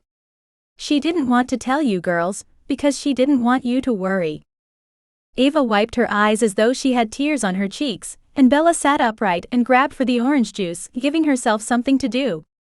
So? Ava asked after clearing her throat. When are we doing this? You know, to see if it works? I glanced around the table. Then our father stood up and reached into his shirt, taking out the locket. How about now? Yes. I jumped to my feet, pushing the chair back. Where? Here? Lounge room. Do we need space? Harry stood up and put his hand on my arm. I think the lounge would be best. We do need a bit of room. I looked from Bella to Ava's face, shocked not to see more happiness in their eyes. Aren't you guys excited? Bella bit her lip, and Ava nodded. I am, but... I grinned at her and crossed my arms over my chest. What's wrong? Worried she's gonna be pissed off at us? Ava's lips quirked up. Maybe a little. I stepped around the table and pulled Ava into a hug, holding her tightly. I whispered into her ear, Mom and Dad can finally be together. Don't worry, she's not gonna be focused on us. When I pulled back, Ava was smiling, but there were still tears in her eyes. What's wrong? Oh, it's nothing. I think I'm overwhelmed now. I never thought I'd be able to see her again. She'll be able to meet Maddie. Tavlor walked over and put his arm around his wife's shoulders. I think we should move to the lounge room and see if this family can pull off another miracle. Ava nodded, and everyone stood up and began moving to the lounge room. Dad hung back, and when I walked over to him, he grabbed my hand and placed the locket in my palm. I've been dreaming about this moment for months, Courtney. Years. And now that it's here. You're shaking in your boots like Ava. I guessed, gripping the locket and smiling at the warmth that spread through my body at the contact. Dad stared at me for a moment, then nodded. I jumped at him, hugging him tightly. It's gonna be okay, Dad, I said, trying to be as reassuring as I could given the circumstances. I know you don't have a lot of faith in me, but... Dad pulled back and scowled down at me. That's where you're wrong, he insisted. I have all the faith in you, sweetheart. You're a miracle unto yourself. My heart sang at the praise, but I was so excited about what we were about to do, I couldn't focus on it. Instead, I hugged him once more quickly, then tugged at his arm. As much as I wanted to linger, to bask in this moment between the two of us, we needed to stay focused. Come on. The show is about to begin. Chapter 15. We gathered around the locket in the lounge room. I placed it on the coffee table and backed away, not sure how we were going to do this exactly. I took a step back, taking in a deep breath. I couldn't lift my gaze from the object, like it was magnetized to me. A small part of me worried that I wasn't going to do this right, and would let everyone down. I would be the reason everyone had their hopes raised, only to disappoint them. Harry. I turned to look at him, hoping no one saw my wide eyes, the fear on my face. How do I do this right? He smiled at me as he stood beside me, ready to lend his magic to my spell. He reached out and gave my hand a gentle, reassuring squeeze. The tension left my body slightly, and a surge of power filtered through me. It was like I could do whatever I wanted, with Harry by my side. Same as before, he said. Speak out loud your wish and add as many details and specifics as you can. What about her body? I asked, tilting my head to the side so I could look in his eyes. I hadn't thought about that until just now. How do I get that to materialize? His lips twisted as he thought about my question. He tapped his chin for a moment. If she stored it somewhere, maybe it would be easier, he said. Stored it? Like in a grave, or? He turned towards my dad.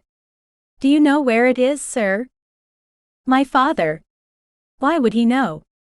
The two had been estranged, hadn't they? It was the reason my mother refused to allow Ava to visit him, to even know who he was, while she had been alive. But maybe there was more to the story. Dad walked forward and pressed his hand down on the coffee table. When he stepped away, there was a huge stone. Like a pearl, shiny and white. The surface appeared smooth and it shimmered under the light. What's that, Dad?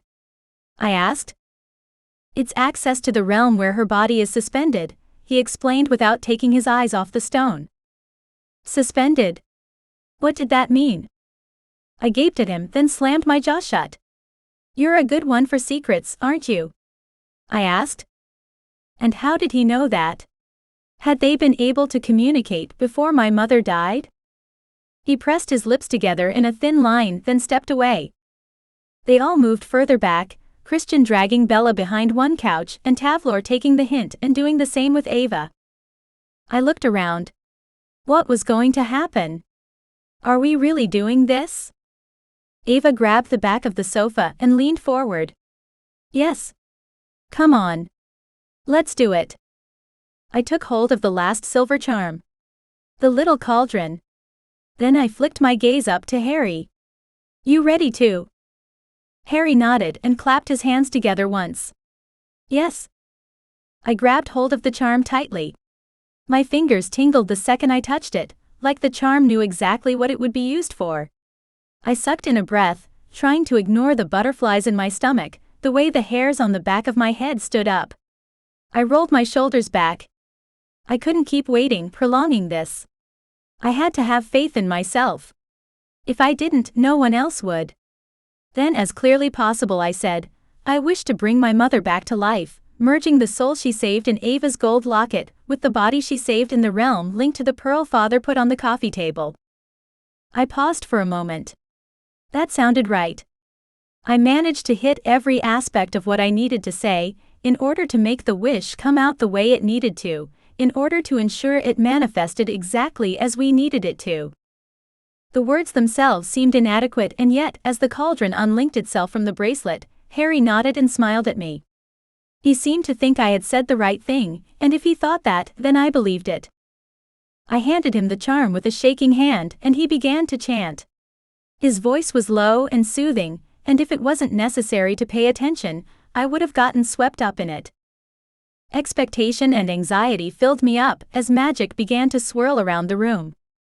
Ava's arm reached out for me. Her fingers wound around my hand, and she tugged me with her behind the couch alongside her half-fae husband. I pressed into my sister's side and she wrapped her arms around me. The wind began to pick up, blowing my hair across my face as Harry spoke faster, his power pushing the massive spell to its conclusion. The pearlescent globe our father had conjured up began to glow, and the locket lifted from the coffee table, floating in the air about head height. Harry kept going, speaking over and over again, until his voice crescendoed into a huge finale, and silver magic and glitter blew through the room. We ducked, falling to the ground behind the sofas. I looked at Ava, who stared straight at me. "Is it done?" she asked. I shrugged, not the easiest thing to do while kneeling on the carpet, hiding from the magic Harry had used to blow apart the room. "Courtney," Harry called. I popped my head up over the sofa and stared straight at him. "Did it work?" He gestured with his hand that I should come over. I stood up and hurried over to stand beside him, my heart pounding like I'd run a marathon. It was almost painful. There, lying on the carpet beside the coffee table, was our mother. She looked as sick and pale as she had the day she died. I wanted to rush over to her, to sweep her in my arms and bring her close to me just to make sure she was real, but I was rooted in place, unable to do just that. "Is she alive?" I whispered to him, not being able to rip my eyes from her form.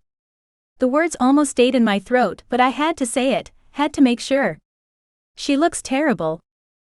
Dad stalked over to the coffee table, and my sisters joined us as well. Unlike me, he had no qualms about moving, about verifying things. "Dad," I called out. "Why does she look so bad? Is she still as sick as she was before she died?" Maybe he would know the answer. He had to know the answer. Dad looked at Tavlor. "Could her body be magic drained still?" he asked, ignoring me for the time being. Tavlor put his hand out. "Matlock, don't. I know you gave Harry your magic last night. You don't have the strength to cure her." "I do," I said, stepping towards her. "Tell me how to do it." "No," Harry said, putting his hand out. "You can't. It'll take too much." Bella conjured a book from wherever she kept her books, and she began flicking through the pages. "We can all contribute some magic to her. Between us, I'm sure there will be enough." I looked around the circle. Everyone except Christian was magical. Dad, Tavlor, Harry, Ava, Bella and me. "What's the spell, Bella?" Bella flicked her hands through the air, and the spell we needed to conjure up projected itself to the wall behind Dad's head. "There. It won't be pretty. It'll probably hurt actually, but I think we can do it." My nose tingled with impending tears, and I sniffed loudly. If we'd known this a few years ago, do you think we could have saved her? Dad shook his head. "No, sweetheart. While your mother's health and magic were linked to the realm where you all lived, she was always going to be drained." "Everyone ready?" Bella asked, obviously anxious to get moving. "What's this going to do exactly?" Christian asked, the only one who couldn't contribute. He was probably worried about Bella, which I appreciated as her sister. I couldn't imagine not being able to participate, so my heart went out to him. "We're all going to give Mother some of our magic," Bella explained slowly. "Since she's no longer in the magical realm that sucked all her energy out of her, hopefully she'll be able to naturally recharge and heal." "Is it dangerous for you?" Christian asked, reaching out and gripping Bella's hand. His eyes burned as they took her in, needing some kind of reassurance that everything was going to be all right. Bella smiled at her wolf shifter husband. "No. My magic will replenish, and I'll be sharing the load with my whole family. We'll all be fine." "Let's hurry," Dad said, coming to stand beside Ava. "Your mother needs her health back. Now." We began to speak, all of us as one. Mother began to glow with a pinkish shimmer as we chanted over and over. The spell had to be done twice, and it was long and arduous. Every paragraph hurt. First my fingers, then my arms. Bella gasped between sets, and I realized it was taking a lot more than we'd expected. Mother was weak, and needed as much magic as she could get to come back to us.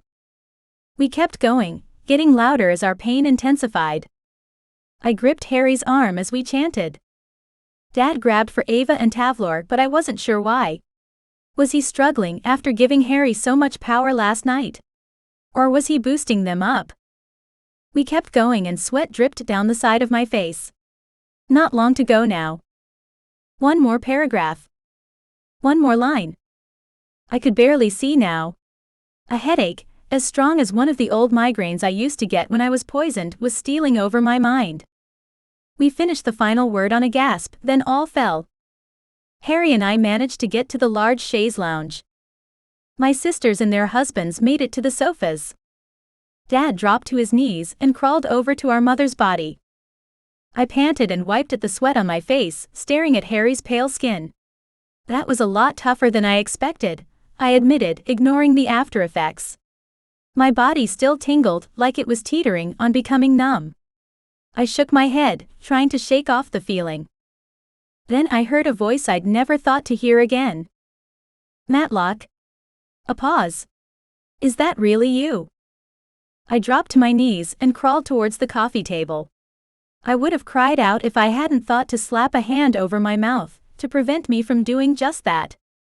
I didn't want to frighten her, after all. Christian, the sweetheart of a man, gently lifted the piece of furniture out of my way and put it somewhere I could no longer see. Instead, I could now see where my father had gone. He was sitting on the carpet, holding my mother in his arms, and she looked amazing. Vibrant, young. Alive. Mother. I crawled over to her and with a loud sob, threw my head into her lap and my arms around her waist. She was back, thank all the angels in the universe. She was finally back. Chapter 16. Ava and Bella came to kneel beside us, but I didn't get up. I couldn't. I stayed exactly where I wanted to be, at the center of it all, and as close to Mother as possible. This couldn't be real. I blinked, but every time I did, she was still there. She hadn't disappeared, and Ava and Bella clearly saw her as well. My mother looked between the three of us, staring so much and so hard I wasn't sure what to think. Did she recognize us? Did she view us as strangers? I didn't know just yet, and I was too afraid to ask. I didn't want to risk looking over at my father either. What if there was a look on his face that made me down, in front of everyone? There were too many emotions running through me, and I couldn't latch onto just one. "Oh, my girls," my mother finally said. The fact that she knew us was enough to bring tears to my eyes, which I quickly blinked away. "You've gotten so much older. I can't believe I've missed so much." I glanced up at her, still with my chin pressed into her thigh. "You're a grandma now too." Mother grinned. "I know. Your father told me." She reached out her hand to cup Ava's face. "Well done, sweetheart. I'm so sorry I wasn't there to be with you. Help you through it." "I had my sisters," Ava said, leaning into Mother's caress. She blinked back tears, always trying to hold it together, especially in front of us. "Bella helped me a lot." Mother shifted a little, and I pushed back to sit next to Ava. "I'd like to get up if that's okay," Mother said, struggling to roll onto her knees. I couldn't even imagine what she must feel like. Her bones must be weary, her muscles coiled and tight like a snake. But she was still Mother. Between us, we managed to get her to her feet, though she wobbled and leaned heavily on our father for support. He welcomed her with wide arms, and the small smile still lingered on his face after the initial shock had worn off. I stared at her with awe and said, "I can't believe how good you look, Mother." Her hair was golden and shining, her skin smooth and clear. She looked amazing for someone I was sure had passed on. Mother glanced down at her arms and turned her wrists to examine her hands and nails. "It's all the magic you all gifted me with. I'll go back to normal soon enough." "Perhaps," Father said, drawing her into his side and kissing her forehead. "Without the realm draining your magic, you'll be feeling a lot better than you have in many years." I crossed my arms over my chest and grinned at the happy couple. Especially since she was kinda, dead for a while there. Mother reached out for Ava's hand. "You've all done so well on your own. It's hard to believe that I worried about you surviving in the magical realm for so long." I coughed out a laugh, then inhaled sharply to clear my throat and ran my fingers through my hair, trying to keep them from shaking. Whether it was because of nerves or excitement, I wasn't sure. It was probably a little bit of both. Oh, we get why you were so worried now. We've all been almost killed, what is it, twice? Or 3 times each? Mother lifted her arms and took a step forward. I'm so sorry, she said. That was exactly my fear. Maybe I shouldn't have told her. The last thing I wanted was to worry her, but I thought it was important for me to be honest with her. Ava, Bella and I surged forward, each of us stepping into her embrace, and having a group hug that I was sure would never happen again. A tear rolled down my face, and I quickly reached up to wipe it away. I am so proud of you, she whispered loudly. Of all of you. When we stepped back, Mother had tears in her eyes. Now, introduce me to your men. She chuckled. Why am I not surprised that each of you has one, despite your short time in this realm? Ava was first, taking Mother's hand and pulling her over to introduce Tavlor. Then it was Bella's turn to let her shy husband meet our whirlwind of a mother. When Mother stepped over to me, I was standing next to Harry, though I wasn't sure how to introduce him. Oh Mother, this is Harry. Mother's eyes narrowed. Yes. You're part of the council families. Harry nodded. Yes, ma'am. And you poisoned Courtney. Harry nodded without missing a beat. Yes. Mother, that. She continued, then you left the safety of the council, saved Bella's life, cured Courtney, then saved Matlock's life. This time Harry glanced down, embarrassed. Well. He helped bring you back too, Mother. It was his charm, his magic that brought your soul and your body back to us. Oh, it wasn't. Mother reached out and grabbed Harry's arm, stopping his embarrassed babble. There was power in her grip, not because of how tightly she held on to him, but because of the confidence she had. Thank you, she said, and her words rang with a sincerity as clear as a bell.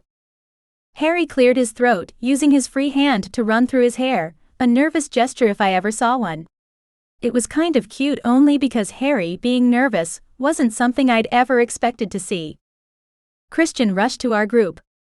Concern filled his eyes and his brow was furrowed. The council cops are here. Harry, hide. Disappear. Quickly, before they realize you're here. I didn't bother asking Christian how he knew.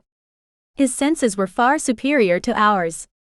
I could have thrown my arms around him and kissed him for the warning, but I doubted Bella wouldn't be too happy with that particular show of affection. Harry's gaze flicked around to me, filled with worry and fear. Not for himself, for me. Go, I said. Do your thing. Harry disappeared before my very eyes. There was a knock at the door, and I looked at Christian. I'm impressed. He shrugged. They're loud and obnoxious. I can hear them coming from a mile away. That made me laugh, the thrill of danger dart through my veins. Those assholes had come into our home last night and arrested Harry. They'd probably just realized he was gone. Dad took a step towards the door, but there was a loud boom and the wooden frame exploded. Tavlor rushed to the front of our group, throwing up a shield. What is the meaning of this? Dad demanded of the police that were piling into the house. I pressed close to Mother, my laugh dying in my throat. They weren't here to look for Harry. So it's true, the older man at the head of the group said, nodding over at us. You brought Genevieve Melfi back from the dead. Dad walked closer to Tavlor, not stepping past the shield. I held my breath, unsure what to expect. Why are you here? My father asked firmly. The guard shook his head, then heaved a sigh. We came to look for Harry. We were told that he was here.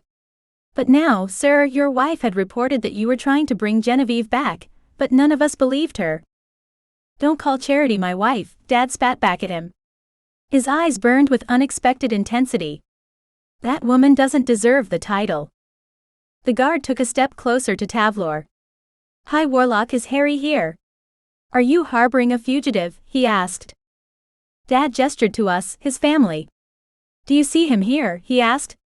I almost laughed at his serious tone. I didn't think it was possible for him to lie, although technically he wasn't really lying. He simply answered a question with a question. The guard didn't answer. Dad continued, "Feel free to check the whole house." He used his arm to gesture at the entirety of the room, to emphasize his point. "You won't find him here." I noted that he still didn't answer the question, and I was pretty sure the guard noticed too, judging from the way he pursed his lips together into a thin line. The head guard flicked his hand and 2 of his minions went off to search our house, trotting up the stairs towards our bedrooms. I wasn't sure where Harry was, but he'd be safe. He was a master at hiding from the council, especially when he had his full magical powers available to him. Mother put her arm around my waist and held me tightly against her. The guard stepped even closer, and a weird part of me admired his courage at going toe-to-toe with Tavlor. I wouldn't be that ballsy. Not with his whole family in the room. "Sir," the guard said again, addressing my father, "I would like you to accompany me down to the council building." My father shook his head. "No. I have to stay with my family today." The guard lifted his chin. "You must. I am arresting you for breaking our most sacred of laws. Necromancy is wrong, horrible magic.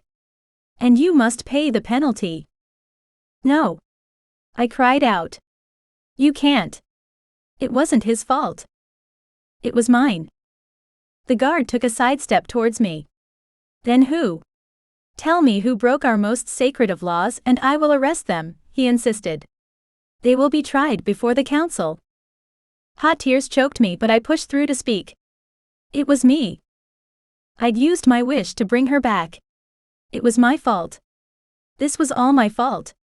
I wasn't about to let anyone in my family pay for a mistake I made. Though I would never call it a mistake. Ever. I didn't regret my actions and I never would." But I couldn't get the words out. My throat was clogged stuck. It felt like someone had a hand over my mouth, preventing me from speaking completely. I tried again, but I was mute. "My daughter is overwhelmed with her mother returning to us," my father said without looking at me. "As are we all. She's in quite a bit of shock, but I assure you, there has been no necromancy at play. Genevieve was never dead.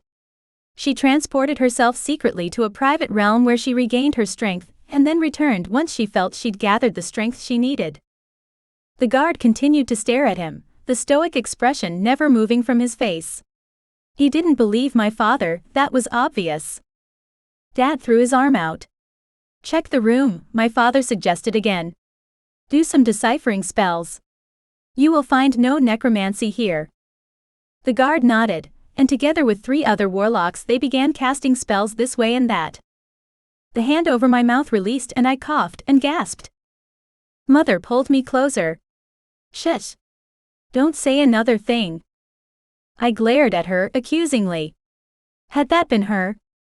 I'd assumed it was Harry. The guards began to create patterns of purple and silver magic. "Hi Warlock, this is suspicious in the extreme. Who did all this magic?" "We all did this morning," Dad answered. "I was feeling unwell, and my daughters shared some of their strength with me. That is not illegal." The guard groaned. "Hi Warlock, either you accompany me down to the council building, or I will have no choice but to arrest Genevieve Melfi for crimes against the council." "No," Ava cried, stepping in front of Mother. "I will go," Dad said. "Matlock," Tavlor warned, not letting the shield down for one moment. "You know that once you are inside their jail cells, you will be at Charity's mercy."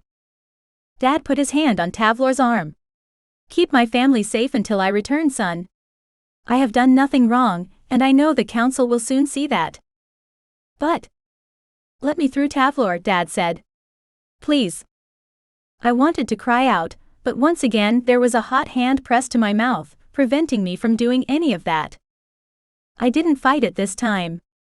Instead, I watched on helplessly as the council cops took our father away. Chapter 17. Watching my father walk away with those so-called policemen made my blood boil. I wanted to do something. I didn't want to let him just walk away. He hadn't done anything wrong. And yet, every time I tried to make it right, I couldn't. He wouldn't let me. As frustrated as I was with the guards, I was frustrated with my father for letting this happen in the first place. Why would he let them take him? My hands tightened into fists, and I gritted my teeth as I stalked up to Tavlor. I wouldn't let myself lose control. I had to keep calm, even as my blood boiled, even as I dug my nails into my palms to keep myself together. We can't just let them take him, I exclaimed. It wasn't exactly how I wanted to react, but it was much better than shooting magic out my fingertips. Tavlor grabbed me by the shoulders, staring deep into my eyes. His grip wasn't harsh, but it was firm, keeping me in place. Better him than you, he said. I'm not so sure about that, I said, meeting his unflinching stare with my own. I'm the one they want. Hush, Mother said, walking up to me and drawing me back into the fold of her arms. I practically melted into them, into the familiarity I thought I had lost forever. Your father is protecting you. If there's anyone who can escape the clutches of the council, it's Matlock. He is, after all. I rolled my eyes. The most powerful warlock in all the realms. Yes, Mother, we know. I put my hands on my hips and glared at my mother, not meaning to be angry at her, but fury boiled inside of me. What are we going to do? Harry reappeared out of thin air. Court, you okay? I rushed into his arms, wrapping myself around his chest and sobbing into his shirt. They took him away. Shush, I know. I saw, he said, cupping the back of my head and stroking my hair in a soothing way. I'm so sorry I couldn't do anything to stop them. None of us could, Tavlor muttered. I would have stood and fought beside him. He knows that, Ava said quietly. You've done it before. We all have. I pulled out of Harry's arms and twisted around to address my sisters. We have to break him out of there. Ava and Bella exchanged glances and I wanted to scream. Do look at each other like that. Like it's hopeless. They got you out, Ava. Surely it won't be too hard. Mother walked over to one of the sofas, put her hand down on a cushion, then practically fell down onto it. I thought maybe she was just tired, but then I saw her pale face, her shallow breathing. Bella rushed over to her, concern knitting her brows. Mother? Are you okay? She nodded, putting a hand to her forehead. She tried to sit up but then winced and lay back down. Yes, I think I just need a glass of water or wine. She chuckled at her little joke, but it was a hollow sound. Her heart wasn't in it. Bella waved her hands, magicking up the coffee table once more and filling the surface with bottles of wine, coffee, juice, sandwiches, and mini cakes. Your body has been in stasis for a very long time, she said, rattling off facts because they made her feel safe and secure.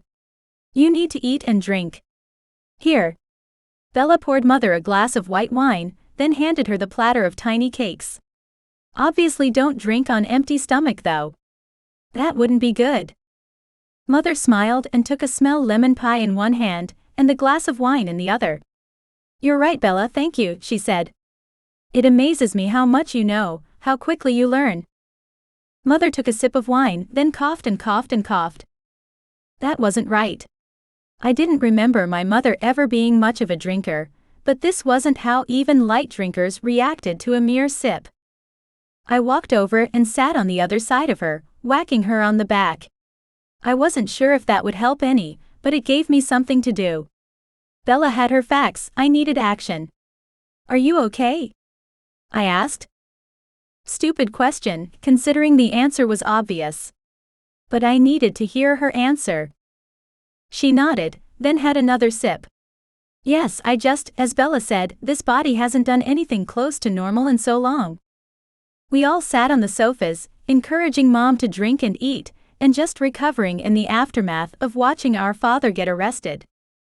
When Mother started to sway with exhaustion, we walked her upstairs and put her to bed in the bedroom our father had slept in last night. I can't believe it worked, Mother said, putting her head on the pillow. You all figured it out. I swept her hair back off her face. Why didn't you tell us this was your plan? She closed her eyes and huffed out a laugh. I wasn't sure it would work. I wasn't sure your father would even want me after all these years. So many things I didn't know. But better to be prepared just in case. She drifted off to sleep and I reached out for Bella's hand, where she stood next to me, tears in her eyes. I wanted to assure her that everything was okay, but I couldn't find the words. I hoped holding my hand would be enough. "Good night, Mother." We all crept out and shut the door, and I could have just collapsed onto the carpet outside her room, I was so exhausted. But I couldn't indulge myself just yet. There was still more to do, and I needed my own form of sustenance. I glanced over at my sisters. "I need a drink. You two wanna join me?" "I will," Bella said, lifting her hand. "I'm in too," Ava agreed through a sigh, probably just as tired as I was, and together we trotted down the staircase and into the kitchen. I glanced at the clock on the wall. It was barely 2 o'clock in the afternoon. "What does everyone want?" I asked, my eyes shifting slowly between the selections Bella had magicked up. I blinked my eyes, which were already heavy, threatening to stay closed. Bella flicked her wrist and magicked up a pink cocktail. "Cosmo for me," she said, immediately bringing the glass to her lips. "Tequila sunrise for me," Ava said, creating her own drink as well. I sighed. What did I need? "I think I'll go with a double shot of caffeine and alcohol." And I proceeded to whip myself up an espresso martini. I lifted my drink into the air, hearing the boys chatting softly in the room beside us. "To the Melfi sisters," I toasted. "Long may we survive all attempts on our life." My sisters giggled, we clinked our glasses together, then drank. We sculled that first cocktail, then the next, and then another. By the time the boys came in to check on us, we were hanging off the bar stools mimicking Mother and telling jokes like we used to. "Are you three all right?" Tavlor asked in his too proper accent. I burst out laughing. "Oh yes. We're just fine," I answered in a snobby tone. "We just can't seem to hold on to our parents. One minute we have our mother and no father. The next, Mother is gone and we have a dad. Then we try to get both, and within minutes of getting Mom back, Dad's gone again. Maybe we're just destined to be without one of our parents." "Don't say that," Bella said, slamming her glass down onto the counter. "That's not how it's meant to be." I giggled, then hiccuped. "I need another drink." Harry put his arm around me, and I practically melted into it. "Why don't we go sit on the couch for a while instead?" he suggested, giving my waist a gentle squeeze.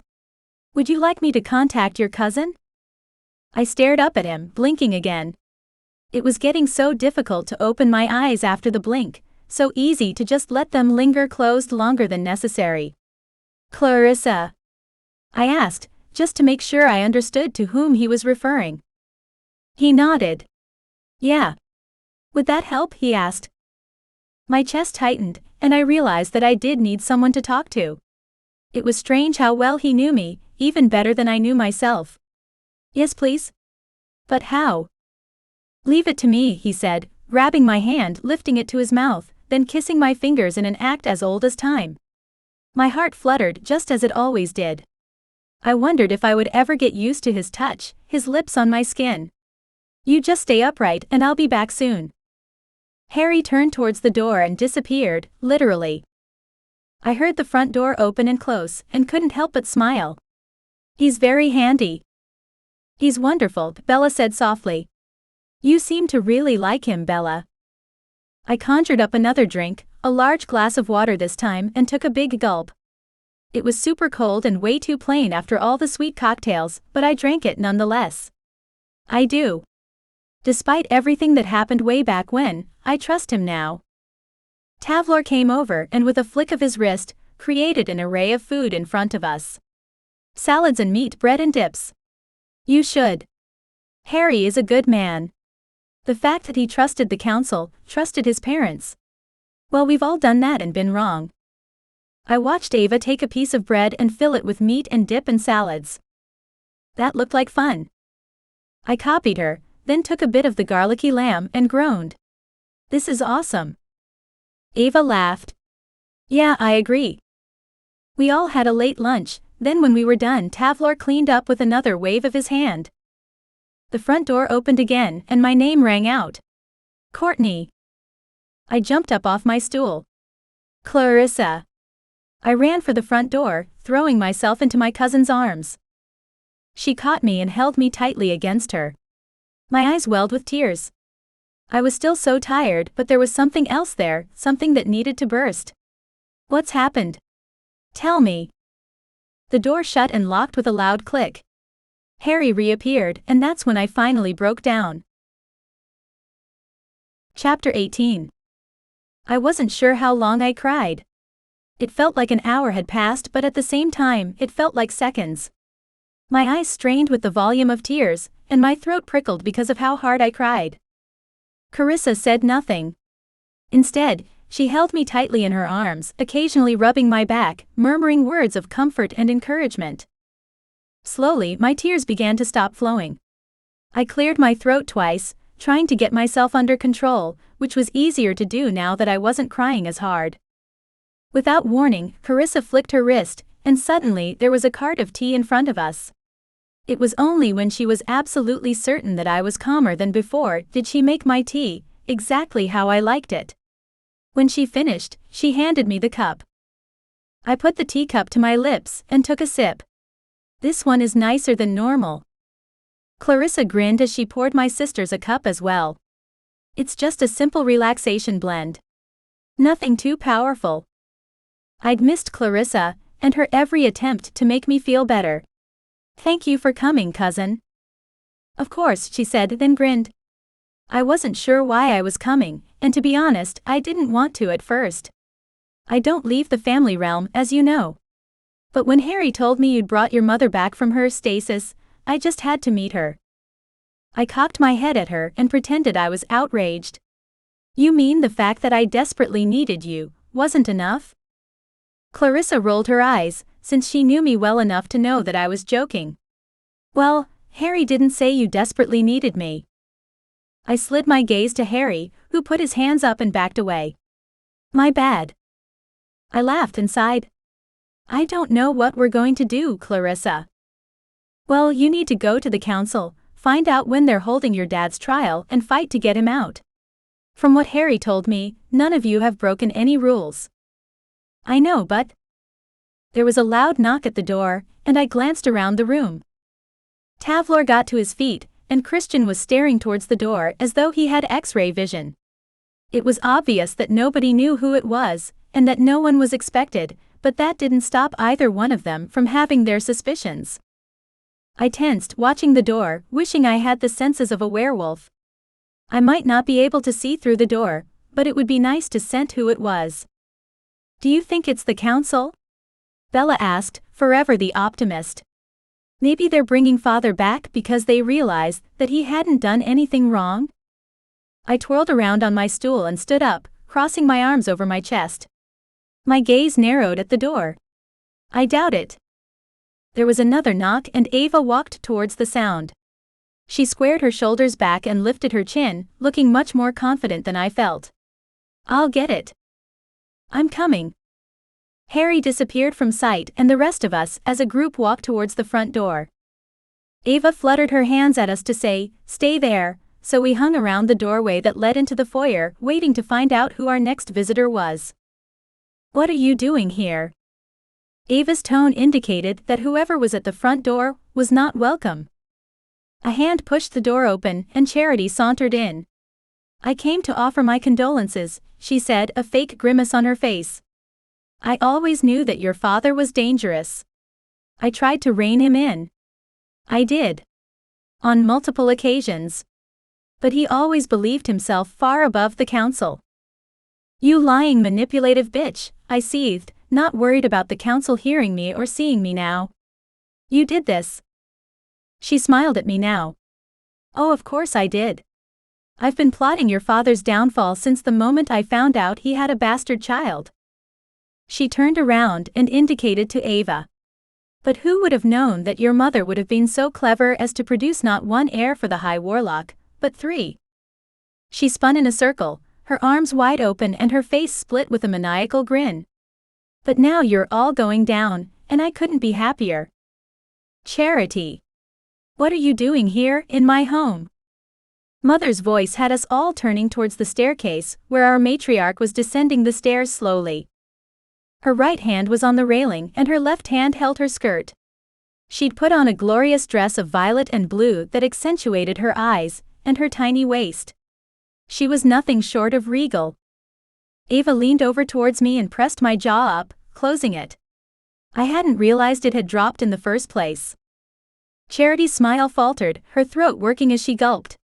Genevieve. How lovely to see you. Alive. She could barely get out the last word, and I instantly knew if Charity could find a way to get rid of my mother, she'd jump at any chance she could get, and wouldn't hesitate. I highly doubted she'd be penalized by the guards, or get whisked away over some violation. Mother waved one hand in the air. Oh, I was never really dead, just suspended. Lost. Waiting for someone to find me. Someone who loved me enough that they would travel through space and time. I glanced over at Ava, who was staring at Mother with awe.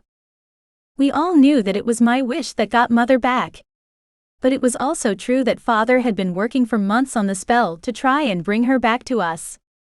Mother arrived at the bottom step and stayed there, glaring down at the woman who'd invaded our home. As for Matlock, let's be frank, Charity.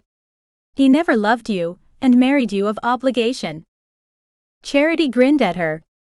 Don't be bitter, dear, just because he chose me when he already had you in his bed. We all knew about it. And obviously, we were right.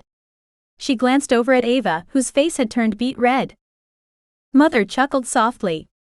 Oh, how you've always loved to twist things.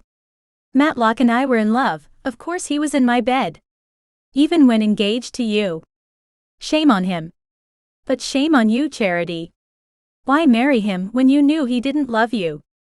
It was like watching a tennis match, each opponent hitting the ball over the net and waiting for the next volley. I couldn't look away. Obviously, I was rooting for my mother to come out the victor, but I was surprised that Charity actually seemed to be holding her own. You know I had no choice, Charity defended, then lifted her chin and stuck her nose in the air. The council decreed that I would be the next High Witch. Not you. Mother sighed. Oh, Charity. You had a choice. Just like you have a choice now. Go to the council and tell them that Matlock is innocent. That there was no necromancy here. Even you know that. I won't, Charity spat, then spun around, moving closer to the front door. Your father, Matlock, will be found guilty of breaking one of the fundamental rules of the council, and if you are all lucky, he will be banished to another realm. If you're not lucky, he will be executed in front of you. The fact that she couldn't look my mother in the eye and refer him as anything but her name to her would have amused me if I hadn't been paying attention to what was going on. What could happen to my father because of the corrupt world we were part of? Even more than that, something flickered in Charity's eyes, something akin to concern. But it disappeared just as quickly as I had noticed it. And I highly doubted the only thing she was concerned about was being associated with my father and how it might damage her reputation. Stop lying, Ava said. They wouldn't. I assure you they would, Charity insisted. I gasped, my breath catching in my throat and strangling me. I believed her. Charity opened the door to leave when Mother called out, Ava is her father's heir. She will be the next High Witch, and will never let you stay in your position, Charity. I suggest you don't make an enemy of this family. Do the right thing, for the first time in your life. Charity twisted and snarked back, oh, don't you worry about that. The whole council is voting this afternoon on a non-confidence vote of the Adenal feline. If we win, your daughters will be thrown out of this realm and they'll never be allowed back in. You lose, Genevieve. You lose. Then she was gone, and we were all left standing in the foyer gaping after her. But what? Ava was stumbling over her words, and Bella was staggering sideways. Mother. I raced up to her. What do we do? She took my hand, and I led her into the living room. We put better security on this fucking house, for one thing. I stared at her. Ah, yeah. Not what I'd expected her to say. She put a hand to her head. I'm sorry. That took a lot more out of me than expected. I haven't seen that bitch for over 20 years, and it was still too soon. Christian and Tavlor had taken their wives to the sofas and were comforting them. Harry was nowhere to be seen, and that was fine by me because I was fucking furious. Who the hell does she think she is? I demanded of the totally silent room. I needed to fill it with something. I didn't like the way it lingered between us, taunting us that everything we had ever wanted was slipping between our fingers, and there was nothing we could do about it.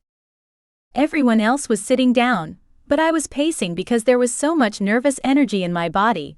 I didn't even know what to do with it all, and had to get it out in some way. Mother sat down in Father's armchair and elegantly crossed her legs. She's a woman who has always wanted to rule the council, and now she will. There is no way she's getting away with this, is there, Mother? She shrugged. I don't know. If the council votes to out your father and all of his heirs, I honestly don't know where that will leave all of us. Tavlor? We all turned towards the man who had worked for the council for all his adult life. Tavlor slid to the edge of the sofa and sat as tall and straight as a tree. If the council decides to out Matlock, then it's mutiny, right? I broke in. Can't they all be hanged for trying to overthrow the High Warlock? Tavlor got to his feet now, leaving Ava sitting on the couch. Well, I was going to say that they can kick him out. They have the power, or even if they don't, they'll find an illegal way to do it. But he's born to his role. And Ava is his heir. We have to fight this. Ava jumped to her feet next to her husband, and Bella surged towards us. You're right, Courtney. We can't let them do this to Dad or to us. We have to fight. You are right, Bella said. We can't let the council take anything else away from us. Our parents are finally back together again. They can finally be together, as they always wanted to be. Mother joined our circle, grim determination set into the lines on her face. You three were born to change this world. And it's time you stepped into your power. I stared at my mother, then glanced at my sisters.